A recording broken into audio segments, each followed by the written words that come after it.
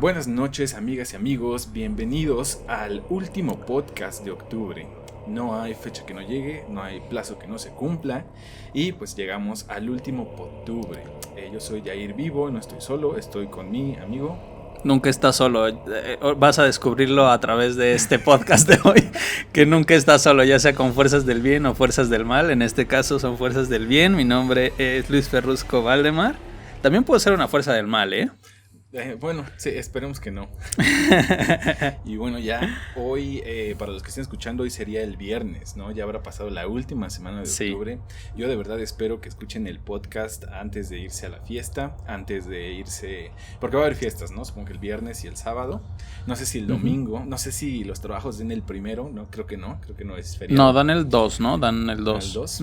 Pues, a veces dan puente, ¿no? Pero no sé exactamente si el primero sí lo vayan a dar esta vez. Pero el chiste es que espero que puedan escuchar el podcast de camino a sus casas, preparándose para ir a la fiesta, a la primer fiesta del viernes, ¿no? O crudeando también, ¿no? Así como, ¿qué hice? Para que toda la moral católica caiga sobre ustedes. ¿Sobre ti? No, y digan, no, ahora voy a ser víctima de una posesión satánica. Y bueno, pues eso es precisamente el tema que vamos a tratar hoy. Yo te traigo chismecito. Ya salió el primer proceso de Free Fire. No sé si lo vieron. No, ¿qué pasó? Pues en Honduras hay un video donde amarraron a un chavo como puerco y está poseso por jugar Free Fire. No sé si eso sea verdad. ¿Por qué lo atribuyen a eso? No lo sé, güey. O sea, es como siempre traigo chismes de ayer. Ajá. Entonces, yo no sé bien cómo va el asunto. Yo nomás vengo a decir que eso pasó. Búsquenlo porque el video, porque está no voy a decir ni interesante, ni está morboso. Pero que está así como Sabrina, morboso tipo Sabrina Sabrok, ¿te acuerdas? También cuando la poseyeron a ella y está así, suéltame puta, suéltame. Eso es de mal gusto. Sí, estaba muy feo, estaba muy feo. El otro lo que hace la gente por sus 5 minutos de fama eternos. Sí se escucha a la persona, al chavo hablando y pues vaya, no se escucha como en las películas, pero se escucha como diciendo cosas, pues no sé, como demonio. Blasfemando como demonio, ok. Entonces búsquenlo. Y la otra buena noticia es que pues para este último podcast pues tenemos auditorio. Bueno, no se escucha y lo ponemos en lo ponemos en postproducción, así como si tuviéramos auditorio lleno. Exactamente. Y pues vamos a empezar. ¿Qué es algo que agregar? No, nada más comentarte que ya tengo mi disfraz. Me costó mucho, es la primera vez que me cuesta tanto pensar en él. Ya llegué. Se me hizo difícil una semana antes. Y pues es que si ya llegas si ya estás escuchando esto, es viernes, ya lo único que te queda es la imaginación y la creatividad. O sea, ya no hay tío, ya todo está caro. O reciclar, pero no creo que sea buena idea. ¿Por qué? O sea, los disfraces reciclados son los más chidos. Ah, sí, pero el que te pusiste el año pasado. Reciclar de años. Reciclar ideas. Ajá. Hay gente que hace eso toda la vida, ¿no? Así como tiene su único disfraz. Ese no es el espíritu. Ese no es el espíritu. Para nada. Bueno, como bien dijo Yair, hoy nos toca exorcismos y posesiones diabólicas. Exacto. Así que saquen sus rosarios, háblenle a la tía Chuchita, que nos va a contar sus historias que ella también tiene. Es importante que también lo escuchen, ¿no? Los creyentes, los no creyentes. Yo descubrí que tanto creyentes como no creyentes le tienen miedo a las posesiones demoníacas. Por supuesto. O sea, es un mal que aqueja a la gran mayoría de la población, ¿no? Como vamos a ver más adelante en el texto, todos le tienen miedo a eso, pues ¿no? O sea, todos le tienen miedo al chamuco. Tenerle miedo pues al mal. Es la figura del mal, ¿no? Del mal primordial, exactamente. Eso es a lo que nos estamos enfrentando. Exacto. Bueno, es un tema muy extenso. Antes de empezar quiero decir eso. Es un tema muy extenso. No vamos a ahondar en detalles, ¿no? O sea, vamos a intentar darle a los puntos más importantes de lo que es la posesión demoníaca y el exorcismo. Pero pues obviamente nos vamos a quedar cortos como en brujería. Siento que está muy padre. Las fuentes van a estar, las vamos a subir. Okay. Para que las puedan para compartirlas y pues las puedan checar. Porque están bastante buenas, al menos las que yo encontré. Claro. Sí, y bueno, sí. No va a ser no vayan a salir de aquí después de escucharlo con ganas de exorcizar, ¿no? Les puede salir bastante mal. Uy, no, ya vamos a ver a lo largo del texto que eso es importante, no cualquiera puede hacer un exorcismo, como en el caso de nuestros amigos los Warren, que hacen un exorcismo en la primera del Conjuro, claro, que exorcizan a Bathsheba. No es cierto. No es cierto. Las cosas pueden salir muy mal. Sí, completamente. Okay. Imagínate, güey. O sea, tú, ¿quién eres como para decirle al diablo como vete a la verga? Pues no, esas cosas no pasan. Pues no. Bueno, antes de empezar, quiero empezar con una cita de la Biblia, del Apocalipsis 12. A manera de protección, ¿no? Porque yo sí creo en estas cosas, a pesar de que soy ateo. Creo en el diablo y sí me da miedo. Nah. Ok, se abren comillas. Y se entabló un combate en el cielo. Miguel y sus ángeles lucharon con el dragón, y el dragón luchó y sus ángeles, pero no tuvieron fuerza. No volvió a encontrarse su sitio en el cielo. Fue expulsado el gran dragón, la serpiente antigua, que se llama Diablo, y el adversario, que engaña al orbe entero. Fue expulsado a la tierra, y sus ángeles fueron expulsados con él. Apocalipsis 12. La batalla del bien y el mal, ¿no? O sea que en la Biblia es un patrón bastante común. Es el punto de la religión, ¿no? Sí, completamente. A esto es a lo que se puede reducir en cierta forma la cuestión del exorcismo, ¿no? O sea, sigue siendo una batalla del bien contra el mal. Y vaya, sí, claro, puede ser como una especie de protección, porque al diablo siempre va a tener como esta reminiscencia de cuando lo expulsaron del cielo. A Lucifer y Satanás, ¿no? Que son prácticamente lo mismo, pero no. Tienen esta reminiscencia de cuando fueron expulsados. Entonces, cuando se hace un exorcismo, siempre se tiene que tener como en recuerda es esta batalla. El origen. Exactamente, esta es la batalla y este es el origen. Digamos que es como el primer exorcismo que se hizo, solo que no fue de un cuerpo tal cual, fue una expulsión de los demonios del lugar sagrado. Y bueno, así es como se construye el infierno y etcétera, etcétera, etcétera, ¿no? Ok. Existe una sola palabra en la que podemos resumir este tema, y es fe. ¿En qué y en qué? ¿En qué y en quién pones tu fe? Para poder hablar del tema de exorcismos y posesiones, primero tenemos que asentar las bases de qué religiones creen en tal cosa, las cuales son la religión judía, las cristianas y asociados, o sea, de la iglesia cristiana, recuerden sus clases de teología, exactamente, etcétera. Católicos, testigos de Jehová, etcétera, etcétera, etcétera. Sí, también los mormones son hijos directos del cristianismo, solo que son más modernos. Y la islámica. No hay más. Ellos son los que creen en tal cosa como... Ajá, exactamente. Okay. En tal cosa como una pelea del bien contra el mal. O sea, un budista nunca te va a decir, o sea, este ente raro, malo, se me metió, ¿no? No, ni siquiera su religión ni siquiera tiene que ver como con eso. Tiene que ver con con trascender, ¿no? Con trascender y en el yo y en el ahora para poder trascender y estar mejor en después. Ok. Pero bueno, en el catolicismo, en el judaísmo y en el islamismo sí encontramos esto.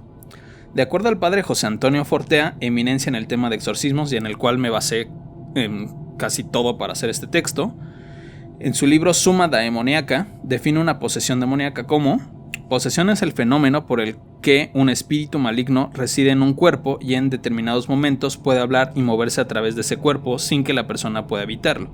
El espíritu maligno no reside en el alma. Esta en toda circunstancia sigue siendo libre e incapaz de posesión alguna. Solo el cuerpo es susceptible de sufrir posesión. Creo que esto es importante como mencionarlo, ¿no? El padre Fortea y los exorcistas nos dicen que el alma es la que se mantiene, es como tu ser. Y el diablo no puede tener una influencia sobre tu alma, tiene una influencia sobre tu cuerpo. Y puede hacer que hagas cosas y digas cosas, etcétera, etcétera, pero nunca va a poder como tal cual. Lo que busca es corromper tu alma y romper tu alma. Entonces justo él nos menciona que hay únicamente 4 tipos de ¿cómo decirlo? Como de seres espirituales que están en la tierra, que pueden como estar de forma terrenal, que son los ángeles, los demonios, los fantasmas, que son armas del purgatorio. Así lo ve la Iglesia Católica. Okay. Fíjate, eso está interesante justo como para nuestro capítulo de fantasmas desconocidos. La Iglesia Católica ve a los fantasmas como ánimas del purgatorio, que son justo las ánimas que no pudieron trascender y no están ni en el infierno ni en el cielo, ¿no? Están como luchando por su entrada al cielo, pero tienen todavía como cosas pendientes en la tierra por las cuales luchar y por las cuales hacer, ¿no? Sí, yo había visto que incluso para la religión, bueno, no sé, es lo que yo encontré, que pues tú no te puedes poner en contacto con fantasmas. O sea que en realidad, según lo que yo busqué, todo es bastante dicotómico. O sea, o es un ángel, que el ángel nunca va a llegar a decirte, a menos que sea algo de verdad importante, así de vas a tener un hijo que va a ser el hijo de Dios, pero en realidad como que tú no te puedes poner en contacto con los fantasmas. O sea, que eso, según yo, está como bastante vetado. Entonces, si tú tienes como una experiencia paranormal extraña, de inmediatamente tienes que pensar en que es o un demonio o un ángel. Claro. Y va todo a depender de cómo te sientas. Si la experiencia es chida, te sientes bien, etcétera, etcétera, pues va a ser algo bueno. Claro. Pero si te da miedo, si te da miedo, si te espanta, es probablemente que sea una entidad maligna. Esto le sube el volumen al miedo, ¿no? Porque, o sea, si tú escuchas cosas raras y todo eso, te va a dar miedo. Entonces inmediatamente te tienes que poner en el mood a pensar en que es algo maligno. Claro. Ajá, exactamente. Le sube el grado a la, pues no quiero decir paranoia, pero de que escuche, todo lo que escuches y te da miedo, pum. Ok.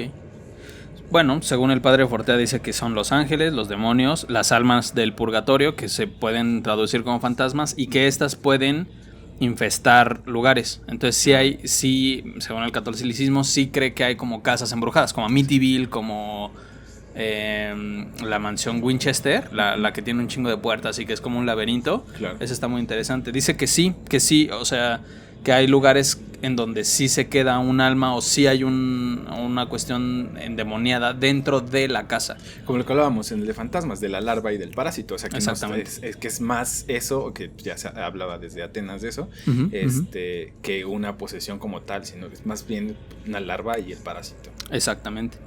Y bueno, exorcismo lo definen como: exorcismo es el rito por el cual se ordena al demonio salir del cuerpo de un poseso.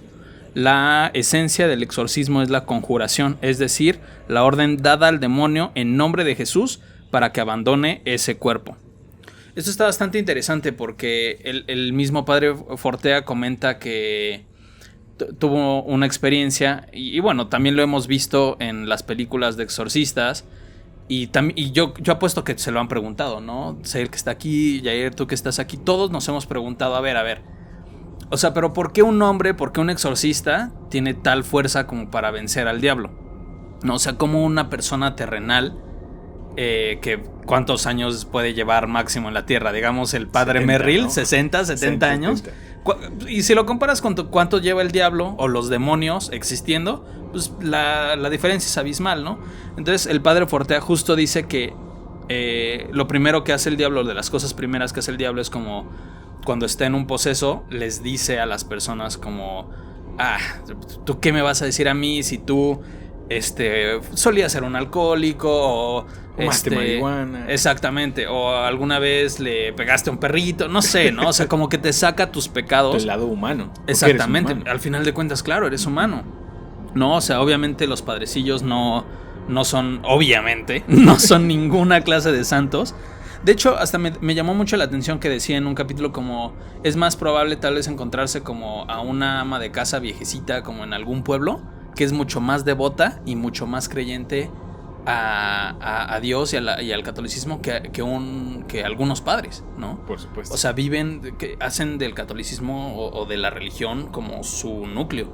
Y sí se rigen bajo esas normas morales, ¿no? Muchísimo más que muchos sacerdotes. Pues es que la lana, brother. Claro, sí, ¿no? Corrompe a cualquiera. Entonces ese tipo de cosas son las que te llegan a decir, ¿no? Así, ay, como eres bien avaro, pues ¿por qué estás conmigo, no? ¿Cómo tú me vas a venir a decir qué hacer? Supongo que para ser un buen exorcista deberías de tener, porque al final pues no lo estás haciendo como de humano a demonio. Al final tú tendrás que ser una ¿cómo se dice? ¿Cómo se dice? Intercede, ajá, sí. O sea, un vehículo, o sea, Dios intercede a través de ti, no es como tú como humano. Sí, exactamente, justo es lo que dice. O sea, los exorcistas o los sacerdotes que hacen un exorcismo son justo como el medio por el cual Dios habla a través de ellos y les permite exorcizar, ¿no? Y sacar al demonio. Pero obviamente como para antes romperte, ¿no? O sea, romper tu alma, romper tus códigos éticos, pues te va a decir todo lo que hiciste mal. 20 varos, ¿no? Sí, exacto. Yo me siento mal de haber robado un chocolate. Estaba en primero de secundaria. Okay. Y estaba en la tiendita y estaba con otro amigo y se me hizo fácil y agarré un chocolate. Me siento mal por eso. Hasta la fecha me sigo sintiendo mal por eso. Si alguna vez que estás con un poseído, te lo va a sacar. Sí. Tú se robaste un gansito una vez, ¿no? ¿Tú qué vas a venir a decir a mí? No valía nada y te lo robaste todavía, güey. Oye, ¿y sabía más rico? Dicen que las cosas robadas saben más ricas. No sé, creo que me atraganté con eso.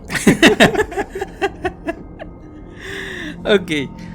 Podríamos decir que los primeros casos de exorcismo datan de la Biblia, ¿no? Ya que estamos diciendo que obviamente, o sea, se crea la dicotomía, como tú bien dices, el bien y el mal. En el exorcismo están los primeros casos de la Biblia, aunque no se mencionen como tal. O sea, no dicen Cristo exorcizó, Mateo exorcizó, nunca se menciona tal cual, pero ahí va.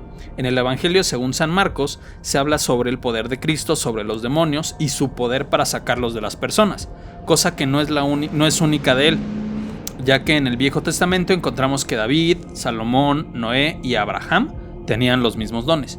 O sea, sí tenían como unos dones de poder expulsar o tener control sobre los demonios para poderlos alejar.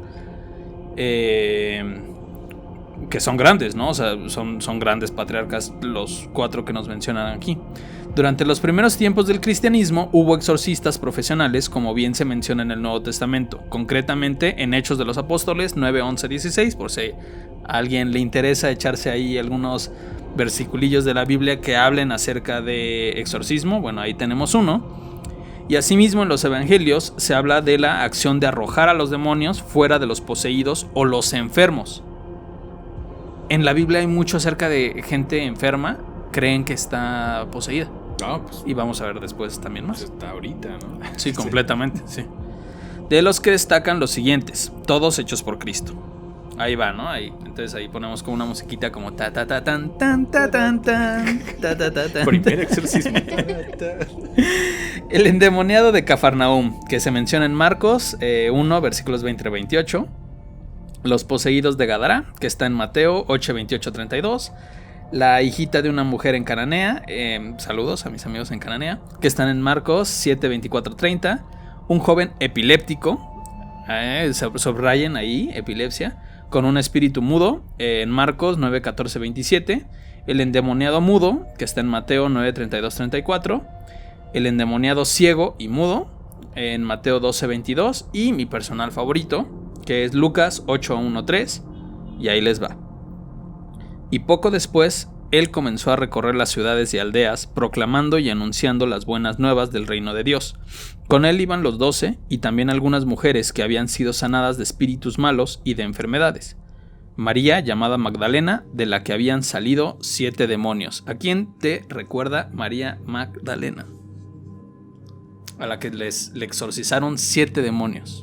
Pues a la de Emily Rose, ¿no? Annabelle, no me acuerdo cómo se llama, ¿no? Pero sí, que le salieron ahí Hitler y toda la... Sí, toda Hitler, Nerón, Belial, Legión y bueno, como otros 2. Felipe Calderón.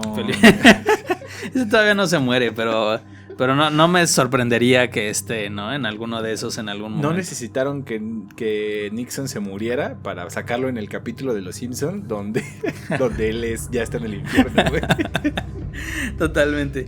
Me gusta mucho justo porque o sea, imagínate, ¿no? Ya estamos hablando de 7 demonios dentro de ti. como podemos ver en los que yo mencioné, se habla como de personas enfermas, ¿no? El epiléptico, el mudo, el ciego.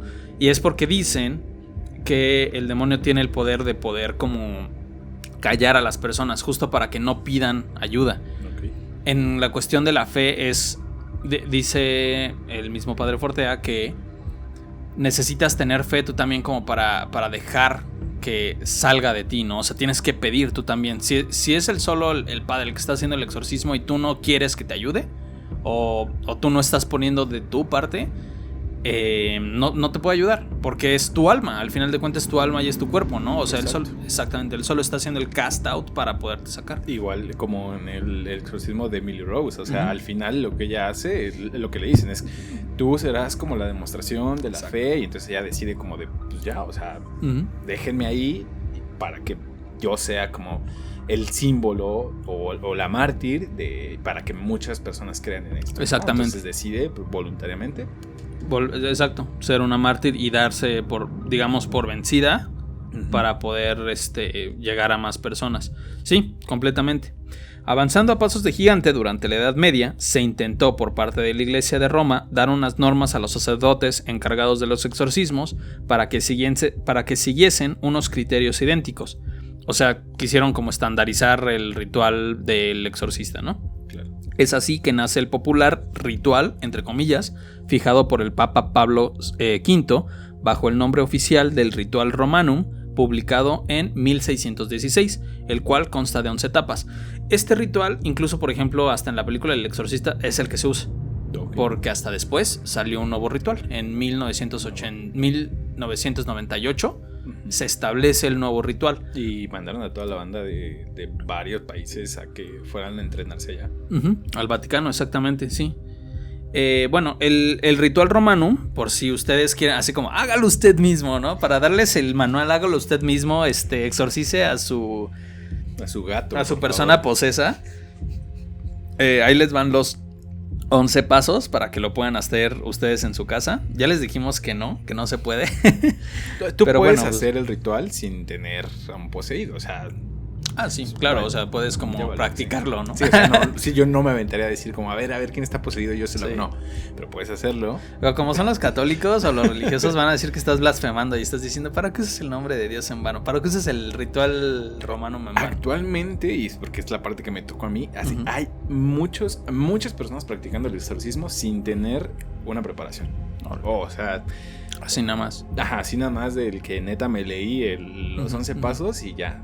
Ok. Vale, ahí les va el ritual romano por si lo quieren hacer en casa. 1. Rociar con agua bendita al poseído.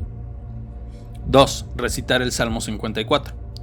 3. La oración de súplica seguida por la pregunta del nombre del demonio. Este punto es importante. La oración de súplica es donde nosotros decimos... el sacerdote tiene que decir, yo no estoy solo. O sea, yo no soy Juan Camané y yo te voy a sacar. No. O sea, estoy pidiendo una oración de súplica a Cristo para que Él me ayude junto con... son Cristo, la Virgen María y el Espíritu Santo. Me van a ayudar, son las fuerzas que ayudan en un exorcismo para poder sacar al demonio de una persona. Y preguntar el nombre del demonio, ¿no? Es paso básico porque necesitas poder nombrar a un demonio. Es lo que más les cuesta a veces, ¿no? O sea, porque no lo quieren soltar. Sí. No lo dicen porque si lo nombras ya tienes, digamos, como una especie de poder sobre él. Y me encontré de los casos que son como los más densos, que es de los demonios mudos, que nacieron mudos, o sea, bueno, no se crearon mudos, y que está todavía más cabrón porque necesitas a fuerza saber el nombre y pues ellos no te lo van a decir porque no pueden hablar. Ajá, exactamente. A veces poseen a las personas y justo les quitan el don del habla. Entonces, ¿cómo vas a saber cuál es el nombre del demonio para poderlo sacar? Si es uno de los pasos más importantes. Luego vienen las lecturas de Juan 1, Marcos 16:9 y Lucas 17. Luego viene una oración preparatoria. Ahí sí no tengo idea de qué vaya esa oración preparatoria. Nuestros amigos exorcistas sabrán. El paso número 6 es con su mano diestra colocada sobre la cabeza del poseído, el sacerdote pronuncia los primeros conjuros de la expulsión de Satanás. El número 7 es la oración seguida de la señal de la cruz, trazada sobre el poseído. El 8 es segundo conjuro de expulsión contra el viejo reptil. El 9 es oración. no tengo idea de qué, no explican. El 10 es el tercer y último exorcismo. Y el 11 son los cantos, salmos y oraciones. Entonces, como podemos ver, y como también lo explican la gran mayoría de los exorcistas y de las fuentes católicas que yo encontré, es que sale, o sea, generalmente los casos de exorcismo, el 90% de los casos de exorcismo, cuando es confirmado, cuando sí son casos de exorcismo confirmados, ahorita vamos a ver que también puede haber mucha charlatanería o puede ser confundido con enfermedades psicológicas o puede ser de la mente. La influencia y no la posesión, ¿no? Que ese es el otro. Ese es otro. Sección. Exactamente, son dos formas, la influencia y la posesión. Pero bueno, independientemente de cada una, dicen que por lo general son casos fáciles, ¿no? O sea, dice el padre, o sea, a veces me aviento exorcismos de 10 o 15 minutos, ¿no? En donde pues nos aventamos esto y sí lo hacemos, pero pues es que los demonios algunos son débiles. Y es que así como hay como niveles de ángeles, hay niveles también de demonios, ¿no? O sea, están los más fuertes, como Baal, Belial, Lilith, Satanás, Lucifer. O sea, si te encuentras esos en un exorcismo, huye, ¿no? Huye. Esos son los densos, esos sí son los que hacen cosas más acá. Si llegaste hasta el punto en el que sabes su nombre y te enteras de eso, cancélelo y regresamos con alguien que sí sepa. Corre, exactamente. Sí, el párroco de tu esquina no lo va a lograr. Necesitas un exorcista real, ¿no? Como en Constantine, que de hecho son como soldados demonios que poseen pues, a quien sea y que lo sacó en chinga, pues porque simplemente está como tratando de dar un mensaje de estamos aquí, no más. Sí, justamente. Justo, así, tal cual lo explicas, así es. O sea, entre más bajo sea el rango, o sea, de un demonio, puede ser, como dice el padre, relativamente sencillo. En una sesión de 10 o 15 minutos lo sacas. El problema es cuando hay varios, como por ejemplo con Emily Rose, que bueno, tiene su nombre específico, ahorita llegamos a eso. O casos más complicados, como por ejemplo el de María Magdalena, ¿no? O sea, 7 demonios encima y que no son cualquier demonio, sino que son Nerón, Hitler, Belial, ¿no? O sea, Legión, o sea, ya demonios como de altos rangos. Ahí es donde viene el problema. Ahora, entre broma y broma, justo para aclararles a ustedes quiénes sí pueden hacer un exorcismo, sí lo puede hacer cualquier, según la iglesia, sí lo puede hacer cualquier párroco, o sea, cualquier sacerdote lo puede hacer. Eso de que necesita permiso de la iglesia es puro trámite, ¿no? Es puro trámite. De que lo pueda hacer, lo puede hacer. Okay. Y lo puede hacer con cierta facilidad. El problema justo es eso, ¿no? O sea, que después de lo del caso de Emily Rose ya hay como cosas legales que empiezan a entrar, ¿no? O sea, por ejemplo, que si la trataron antes con el médico, que si no la vieron, que si la mandaron luego con el curandero. A ver, ¿cómo? No, espérate, primero tiene que haber un orden, ¿no? Y por eso, precisamente, primero tiene que pasar del párroco al obispo, que en nuestro caso es el fucking Narco Norberto, ¿no? ¿O quién es, güey? Lamentablemente sí. Güey, ¿no? O sea, es que está cabrón como Narco Norberto va a ser una, güey. Entonces con ¿no? 10,000 varos, o sea, pasa, güey. Exacto, o sea. ¿No? Entonces, con 10,000, pues ya, un Padre Nuestro y ya quedó un credo, hijo, y ya quedó. ¿Cuál Lucas? ¿Cuál mano? No, ¿Cuál pregunta? 10,000 varos por paso, eso sí, son 7, hazlas la cuenta, mejor, haz la cuenta. Son 11. ¿no? Son 11. No mames, no. No, pues Narco Norberto en ese caso estaría difícil. Pero, pues sí, es todo un proceso, ¿no? Es del párroco al obispo, del obispo al Vaticano. Y de ahí ya les dan como el visto bueno. Ahora, obviamente en una situación de emergencia en donde sí está muy mal, pues sí creo que la persona encargada puede utilizar su criterio propio, ¿no? Y decir, bueno, a ver, sí, no. Pero dependiendo de los casos. Pero sí, cualquier sacerdote puede hacerlo. No puede hacerlo cualquier persona. Eso. No. Tiene que haber una preparación. Consagrada tu fe también es otra cosa, güey. Sí, completamente, ¿no? O sea, también justo yo creo que no cualquier sacerdote lo puede hacer, ¿no? O sea, también. Porque. Como en Juay de Rito, güey. Claro. Pues el vato está dudando. Sí. Pues. Sí, bueno, el exorcista también, ¿no? Justo hay como. Justo es que volvemos al punto del inicio, ¿no? Te digo en dónde y en quién está tu fe. No, si no tienes fe para hacer las cosas, no puedes, no puedes hacerlo. Sí, no puedes hacerlo. O sea, no representas un peligro para ti y también para la persona. Pero bueno, era común en estos tiempos y hasta los inicios, o sea, en la Edad Media y hasta los inicios de la época moderna, que se practicaran exorcismos a los enfermos, ya que el conocimiento sobre enfermedades mentales o intoxicaciones que causan alucinaciones, como bien lo vimos en el capítulo de las brujas, que si no lo han visto, vean, escúchenlo. eran asociadas inmediatamente a la influencia del maligno sobre una persona, ¿no? Porque es lo que te digo de la dicotomía, o sea, sí. Lo bueno se siente chido, lo malo... Lo malo es el diablo, sí, ¿no? Si el diablo. Te duele el estómago, el diablo, ¿no? Sí. Exactamente, te duele la cabeza, el diablo, ¿no? Sí, y entonces en aquel entonces era muy fácil, ¿no? Y entonces imagínate a las personas que sí tuvieron... Además, una vez más, volviendo al capítulo de las brujas, ¿no? O sea, cuando tu vida se gira en torno a la religión y al catolicismo, si tienes un problema como esquizofrenia paranoide, tus alucinaciones van a ser ad hoc a eso. Claro. Y no precisamente tiene que ver que estés viendo un diablo realmente, ¿no? Y entonces pues a todas les decían como, no, esta mujer está tocada o este hombre está tocado por el diablo, ¿no? Y no había una valoración médica antes de las cosas. Y entonces era como, no, pues practícale el rito. Sí, obviamente el rito no va a funcionar, ¿no? Sí. El mismo padre lo dice, o sea, cuando es una cuestión médica, nosotros no podemos hacer nada. Aunque sea si es una cuestión médica y ella diga que son fantasmas y son demonios y es Belial y lo chingada, pero no son. Nosotros no podemos expulsar un demonio que no está ahí. Al igual que, como dice, en el caso al revés, cuando realmente hay un demonio en la persona, los médicos no pueden hacer nada. Okay. Entonces creo que ahí hay... También había visto como una anécdota que era... supongo que era el padre Amont, no lo recuerdo pero decía que una vez le tocó alguien que estaba enfermo, que no estaba poseso. Le dijeron, ¿cómo lo supiste? Y fue como, pues es que una de las condiciones o uno de los síntomas es que tienen aversión a absolutamente todo lo religioso. Entonces, que al principio yo le ponía en la espalda el crucifijo real, se lo ponía, y hacía como todo el grito y etcétera, y retorcerse. Y entonces que en otra, pues agarró como sus dedos y se los puso como si fuera el crucifijo y reaccionó igual. Y entonces fue cuando dijo, no, esto es mental, esto es de otra índole, esto es de otro. Sí, tiene que ver con otra cosa. Sí, justo voy a llegar a eso en algún momento.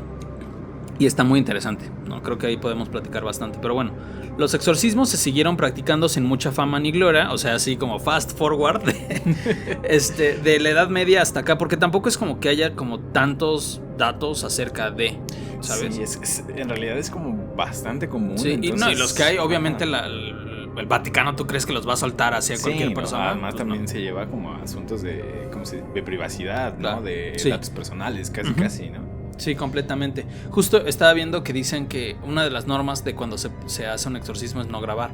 Y yo dije, pues así que chiste.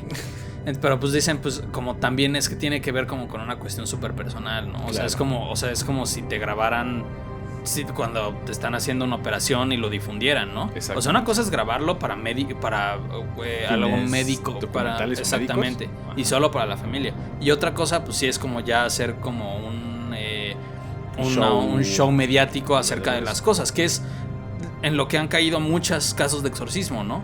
O sea, como bien el que decíamos, el de Sabrina, ¿no? El de Sabrina Sabrok, suéltame, puta. O sea, haciendo su show, güey. Qué oso, ¿no? Qué oso. Y justo, o sea, también en el Vaticano, o sea, podamos pensar lo bueno, lo malo de ellos, pero pues también como que creo que sí tienen una moral al decir, a ver, no se trata de hacer un show básica, y, ¿no? Claro, o sea, lo mínimo, lo mínimo. Y también Ok. Los exorcismos se siguieron practicando sin mucha fama ni gloria, pero no es hasta 1973 cuando una película aterrorizó a naciones enteras. El Exorcista creó una reacción de pánico en cadena y sugestión sin precedentes. Las personas entraban escépticas e incrédulas a la sala y salían pálidas del susto y literalmente con el Jesús en la boca. Este filme, basado en un libro que a su vez está basado en un caso real de un exorcismo sucedido en 1949 en Mount Rainier, Washington, provocó una histeria colectiva y asentó bases erróneas de las actitudes de un poseso, como lo son el vómito verde, girar la cabeza 180 grados o bajar escaleras, de modo que podrían poner celosa a cualquier contorsionista del Circus du Soleil. Entonces yo lo hago crudo, güey, o sea, no es necesariamente que sea... Vomitas verde, blasfemas, te contorsionas, ¿no? Sí.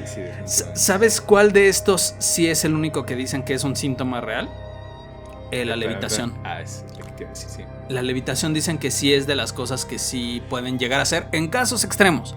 Ya, como dijimos, hay de casos a casos, ¿no? Solamente el 2%. El 2% de todos los casos que llegan, que de verdad ahorita está en miles a la semana en México, solamente el 2%. Órale. Levitan. No, solamente el 2% son reales. Y de eso todavía son reales. No, pues el punto... Los que levitan. 2% son los que levitan. Sí, pero dicen que esa sí es como una de las cosas que puede llegar a pasar. Me gustaría ver eso. Bueno, de acuerdo a la mayoría de las fuentes católicas, entonces, a ver, llegamos al punto exactamente en donde... ¿Cómo sé si mi paciente realmente tiene una posesión diabólica o simplemente mi hijo no quiere ir a la escuela? Bueno, aquí van algunos pasos. De acuerdo a la mayoría de fuentes católicas, estas son algunas características reales para reconocer un poseso. 1. Aversión a lo sagrado, como tú bien lo decías, a todo lo sagrado. 2. Repugnancia a la oración o todo lo bendito. 3. Blasfemia. 4. Agresiones físicas a sí mismas. 5. Conocer a profundidad lenguas muertas o desconocidas.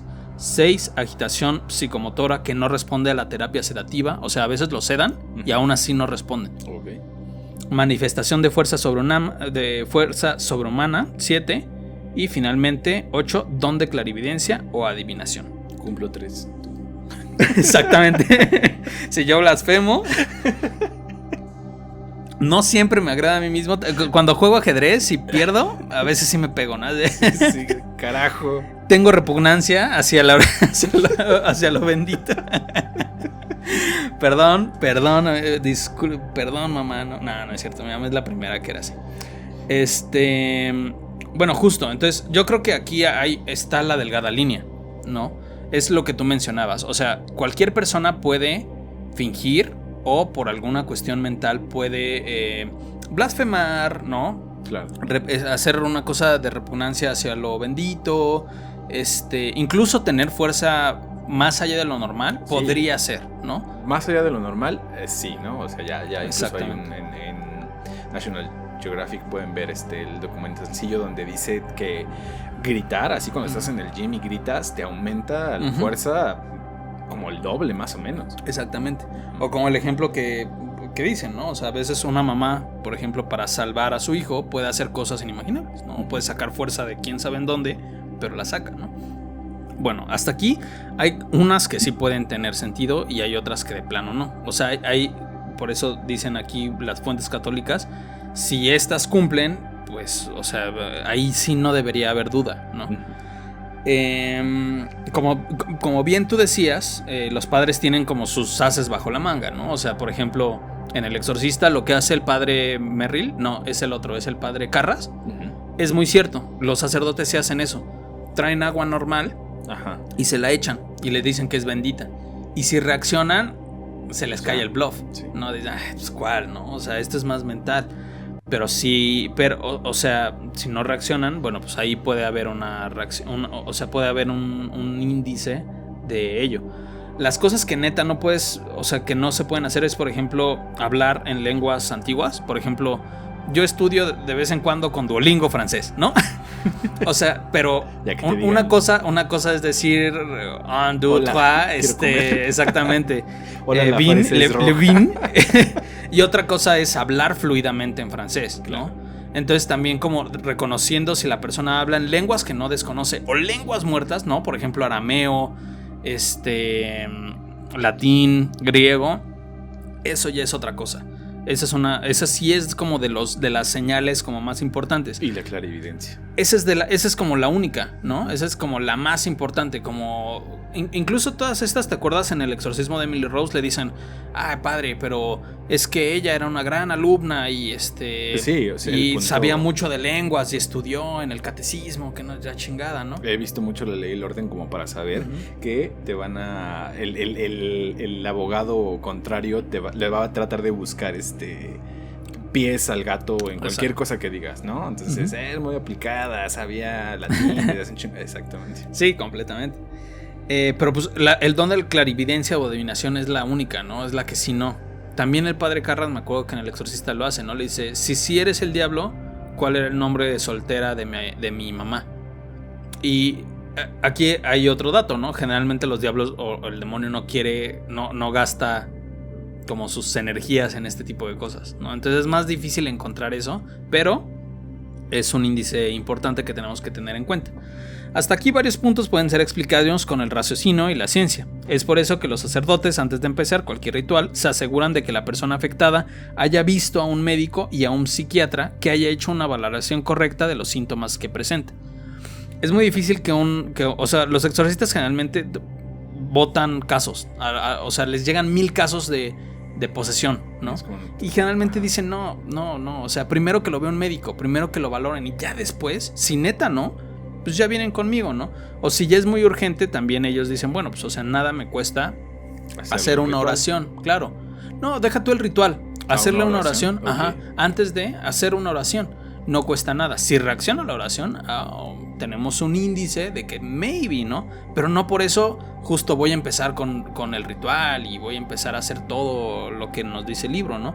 O sea, justo creo que últimamente, también por los tiempos en los que estamos, ya hay un valor ético y moral antes de aventarse a las cosas, ¿no? Los mismos sacerdotes dicen, a ver, espérate, primero, pues descartemos lo descartable. Cualquier otra cosa. Exactamente. Ya que varios de estos pueden ser confundidos específicamente con esquizofrenia paranoide, la cual se caracteriza por la presencia de alucinaciones o el desorden disociativo de personalidad, que explicaría la presencia de una identidad distinta que toma el control sobre la persona. Para esto, a los exorcistas preparados por el Vaticano se les imparte un taller en donde se les explican las nociones básicas de afectaciones psiquiátricas que podrían confundirse con una posesión o influencia demoníaca. Si les dan así como el curso básico de 101 de ciertas afectaciones psicológicas que puede haber, ¿no? O sea, para que al menos tengas conciencia de. Es por esto que los mismos exorcistas tienen sus trucos bajo la manga para detectar con mayor facilidad los casos reales de posesión. El padre Fortea nos explica. Es la oración la que dará la seguridad si se trata de una posesión o no. Si la persona está posesa, al bendecirla durante unos momentos, comenzará a crispar las manos. La tensión se irá reflejando en su rostro. Cerrará los ojos. Si se le levantan los párpados, el sacerdote verá que están en blanco. Si se sigue insistiendo en la oración, el poseso puede comenzar a gritar o a hablar con una voz maligna. En otros casos comienza una risa maligna o a bufar. Hay casos en que no se observa trance, sino que el poseído al momento abre los ojos y habla. Su voz es maligna y angustiada, y habla para ordenar que pare, que detenga la oración. Aunque no se observe a trance, al volver en sí no recordará nada. En otros casos, lo que no se observa es que emerja esa segunda voluntad. Lo único que se percibe externamente es que la persona pone los ojos en blanco y no se mueve. A veces, como mucho, puede agitar un poco las manos o el cuerpo, pero levemente. Estos son los demonios mudos, lo que tú decías. Mudos porque no hablan, literalmente. Pero aunque no hablen, durante mucho tiempo ya ha comenzado el ritual del exorcismo, la persona entra en trance. Aunque no estén. Entonces, pues justo, ¿no? O sea, dice que con la oración es como de los primeros índices que sí, ellos se dan tinta de cuándo sí y cuándo no. Ok. Casos como el exorcismo de Anneliese Michel, que es de donde se basó Emily Rose, en Alemania en 1973, del mismo año del exorcista, hicieron que la Iglesia Católica fuera más cuidadosa con la detección de síntomas y se apoyara en expertos en el tema de psiquiatría y medicina. Aquí se me olvidó poner derecho también, antes de comenzar cualquier ritual. El exorcismo, entonces, podríamos resumirlo a una lucha entre el bien y el mal, que nos recuerda a la caída de Lucifer y sus ángeles mencionada al inicio del podcast. Entonces, ¿por qué el diablo posee a ciertas personas? Según la Iglesia Católica, lo hace por razones distintas. Vamos a ver. 1. Como en el Maius Maleficarum, esta es de las que sí dije, chale. 1. Dios permite las posesiones para afirmar la existencia de lo sagrado. O sea, dices, sí. Creo que es como la básica, ¿no? Es como no puede existir, y como tú dices en la Maius, dicen eso, o sea, no puede existir el mal sin diablo bien, sin el permiso de Dios. Exactamente. Es como el Maius lo dice. 2, el diablo lo hace solo para molestar, o sea, literalmente sí lo hace como para chingar a los siervos de Dios. Claro, pues la batalla. 3, se le abrió la puerta al diablo de alguna manera, Qué padre, dice, como en sesiones espiritistas, jugando Ouija, invocándolo. Es lo que te decía, o sea, todo aquello que te dé miedo y que sea maligno, déjalo. O sea, no escuches metal. Sí, exactamente. No le juegues albergas con la Ouija, por ejemplo. Sí, justo, exactamente. Y 4, para tentar a las almas más devotas a Dios. Esta se me pareció muy importante porque es justo de lo que va la de Emily Rose o la de Anneliese Michel, ¿no? O sea, les gusta joder y tentar a las personas que son como más devotas, ¿no? Uh-huh. Y eso viene desde la Biblia, ¿no? O sea, en el libro de Job lo podemos encontrar, gran libro, ¿no? O sea, hay cosas neta que en la Biblia creo que sí valen un chingo la pena, y el libro de Job es una de esas, ¿no? O sea, porque justo está esta dicotomía que estamos hablando entre el bien y el mal, pero como alejándonos tal vez un poquito como de los valores y de las cosas como últimas de la iglesia. O sea, sí es un libro que como que lo resume bastante bien y bastante interesante, en el que se resume en Job era uno de los siervos más amados por Dios, y entonces el diablo dijo, huevo, a este güey voy a chingar, claro, porque es el más devoto a ti, voy a hacer que él te traicione y él blasfeme contra ti. Y entonces lo chinga. Y bueno, pues ahí no les voy a spoilear, como he spoileado otras cosas. Es muy bueno, es muy lindo. Además es de los libros chidos de la Biblia, ¿no? O sea, el libro de Job, ahí sí lo pueden leer. Y bueno, van a encontrar también como... Ahí es literalmente el diablo contra Dios, ¿no? O sea, literalmente, si quieren encontrar ahí pasajes de Diablo, Señor de los Anillos, peleas a muerte, ahí pueden encontrar bastante, ¿no? En 1998 se instauró un nuevo rito que tiene bastantes semejanzas con el antiguo, en el cual no me detendré porque ya las explicamos, son básicamente lo mismo, solo lo mismo pero más barato, no sé cómo decirlo, o sea, como les cambiaron las cosillas, pero es lo mismo, o sea, necesitas el permiso de Dios, no estás actuando solo, sí lees ciertos salmos, sí hay ciertos pasajes en donde se menciona que Dios derrotó al demonio, lo de la mano, lo del agua bendita, etcétera, ¿ok? Pero sea cual sea la razón, los exorcismos y las posesiones siguen siendo algo que aterra a creyentes e incluso no creyentes, como a mí, y es por eso que vuelvo al tema de la fe.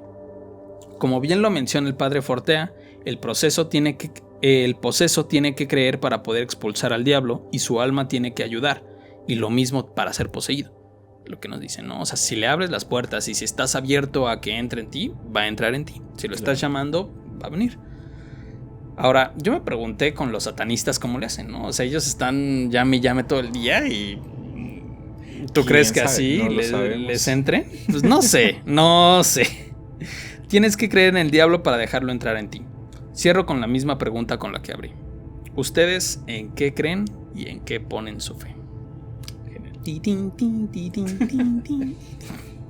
Ok, y bueno, pues así como tarea de primaria, ahora me toca a mí. Alumno Yair, pase al frente a leer su tarea. Y bueno, yo voy a hablar pues de esta parte de los exorcismos ya en México, ya en nuestro territorio. Y pues es que también tiene una historia muy interesante. Uh-huh. Al llegar al territorio de lo que hoy es México, los religiosos se encontraron con una tierra completamente infestada por el demonio. Para ellos, esta sería una gran prueba de credibilidad que tanto le hacía falta a la Iglesia Católica en esos tiempos. Y se veían ellos mismos como héroes caballeros en contra de la maldad de Satán. Imagínate, o sea, de verdad para ellos estabas llegando a una tierra completamente infestada por el diablo. O sea, no era otra cosa, era eso. Uh-huh. Estaban infestados. O sea, todo, absolutamente todo, cualquier punto de este nuevo territorio era territorio de Satanás. Claro. Y ellos venían muy envalentonados como con esta conquista cristiana de la península ibérica, venían muy envalentonados y a ellos se veían de verdad como unos héroes, ¿no? Uh-huh. Hay ahí por ahí unos escritos donde se les dan estas armas espirituales del escudo de la fe, el yelmo de la perseverancia y todo eso, porque a todos los religiosos se veían como verdaderos héroes que venían aquí pues a esparcir el catolicismo, ¿no? Claro, pues es que llegan aquí y sacan corazones y se practica el canibalismo, hacen guerra solo porque sí. Cualquier cosa es demoníaca. Empiezan quitándole territorio en las grandes ciudades para después ir avanzando en los poblados pequeños. El territorio del maligno ahora serían los montes, los caminos y los bosques. Por eso no es para nada extraño que los relatos en México que tienen que ver con el diablo y con otras cosas tengan que ver pues con el diablo del monte, la encrucijada, la encrucijada de los caminos. No es casualidad, ¿no? Porque así se le fue quitando territorio al demonio, pues empezando pues en el centro de la ciudad, ¿no? En Tenochtitlan, etcétera, etcétera, y se fueron moviendo para irle quitando a territorio al demonio. Sin embargo, los indígenas muchas veces tomaban los bautizos y eran parte de la liturgia solamente por los beneficios, entre comillas, que implicaba. Es conocido que en las bases de las cruces se enterraban las figuras de sus dioses. Y esto para el religioso era una muestra de que el diablo constantemente atacaba. Hay un relato donde en Cuernavaca a un indígena se le aparece el diablo en la noche y le dice como, mira, junta a todos tus iguales y nos vamos al bosque y allá les voy a dar como instrucciones o les voy a decir qué hacer. Ante esto, los evangelizadores entendieron que prohibir a tabla rasa los ritos indígenas no era la forma de instaurar una nueva religión y se mostraron más abiertos para comprenderlos y poco a poco ir asociando esos ritos con los de la Iglesia Católica. Y tenemos el de del Tonantzin y la Virgen María, ¿no? A pesar de todo este contexto, las posesiones en Nueva España eran muy raras. Eso se debía, según los religiosos, a que el diablo se sentía muy cómodo en su dominio, porque siempre iba a ser más el dominio del demonio aquí que lo que ellos pudieran hacer. Y su diversión consistía en seguir siendo adorado de forma clandestina y haciendo quedar como tontos a los frailes. A estos les intentaba hacer caer en tentación. O sea, aquí, como que la lucha aquí, al principio, en esos años, era sobre todo que los padres perdieran su fe, que los frailes perdieran su fe. Eso era como así era la lucha en esos tiempos aquí. Y mal aconsejando confesores. Entonces, imagínate, tú acabas de cometer un pecado, vas al confesionario y ahí así como de película, no sé, te encuentras a la silueta del padre, ¿no? Que huele feo, que tal vez está con una voz extraña y tú le dices, no, pues acabo de matar a un güey, y que te diga como, no, pues échate otro, ¿no? Entonces, sí, mal aconsejando a la gente que se iba a confesar, ¿no? Los buenos feligreses. Y de hecho, en esos tiempos solamente hay 2 casos de posesión registrados. El primero es del mismísimo hijo de Moctezuma, que ya estando muy enfermo, se asociaba a la enfermedad, o sea, era como pues una enfermedad que no tenía ninguna curación conocida en ese entonces. Entonces va y dicen como, pues ya me quiero volver al catolicismo, bautíceme, señor, para curarme, ¿no? Entonces lo llevan con una silla enfrente de los frailes ahí me enteré que en los bautizos siempre hay un pequeño exorcismo, porque es como el exorcismo no es necesariamente enfrente de Satanás, sino es como llamar como a Dios y también sacar lo malo de algún lugar. O sea, no necesariamente tienen que ver así como con la escena del exorcista. Claro, yo también leí que justo en el bautismo te ponen los santos óleos, ¿no? Que son estos aceites. Que ¿sabes por qué? Lo explicó también un padre. ¿Sabes por qué son? No. Justo para, como los luchadores grecorromanos, griegos, se ponían antes justo aceite para que cuando pelearan se les resbalara. Esta tradición viene de ahí. El diablo. Es para que se te resbale el mal. Entonces por eso dicen justo que si estás bautizado es menos probable que tengas como una experiencia demoníaca, de influencia o posesión. Exactamente. Y entonces ahí va el hijo de Moctezuma, le dice, ¿sabes qué? Pues échame ya me quiero bautizar.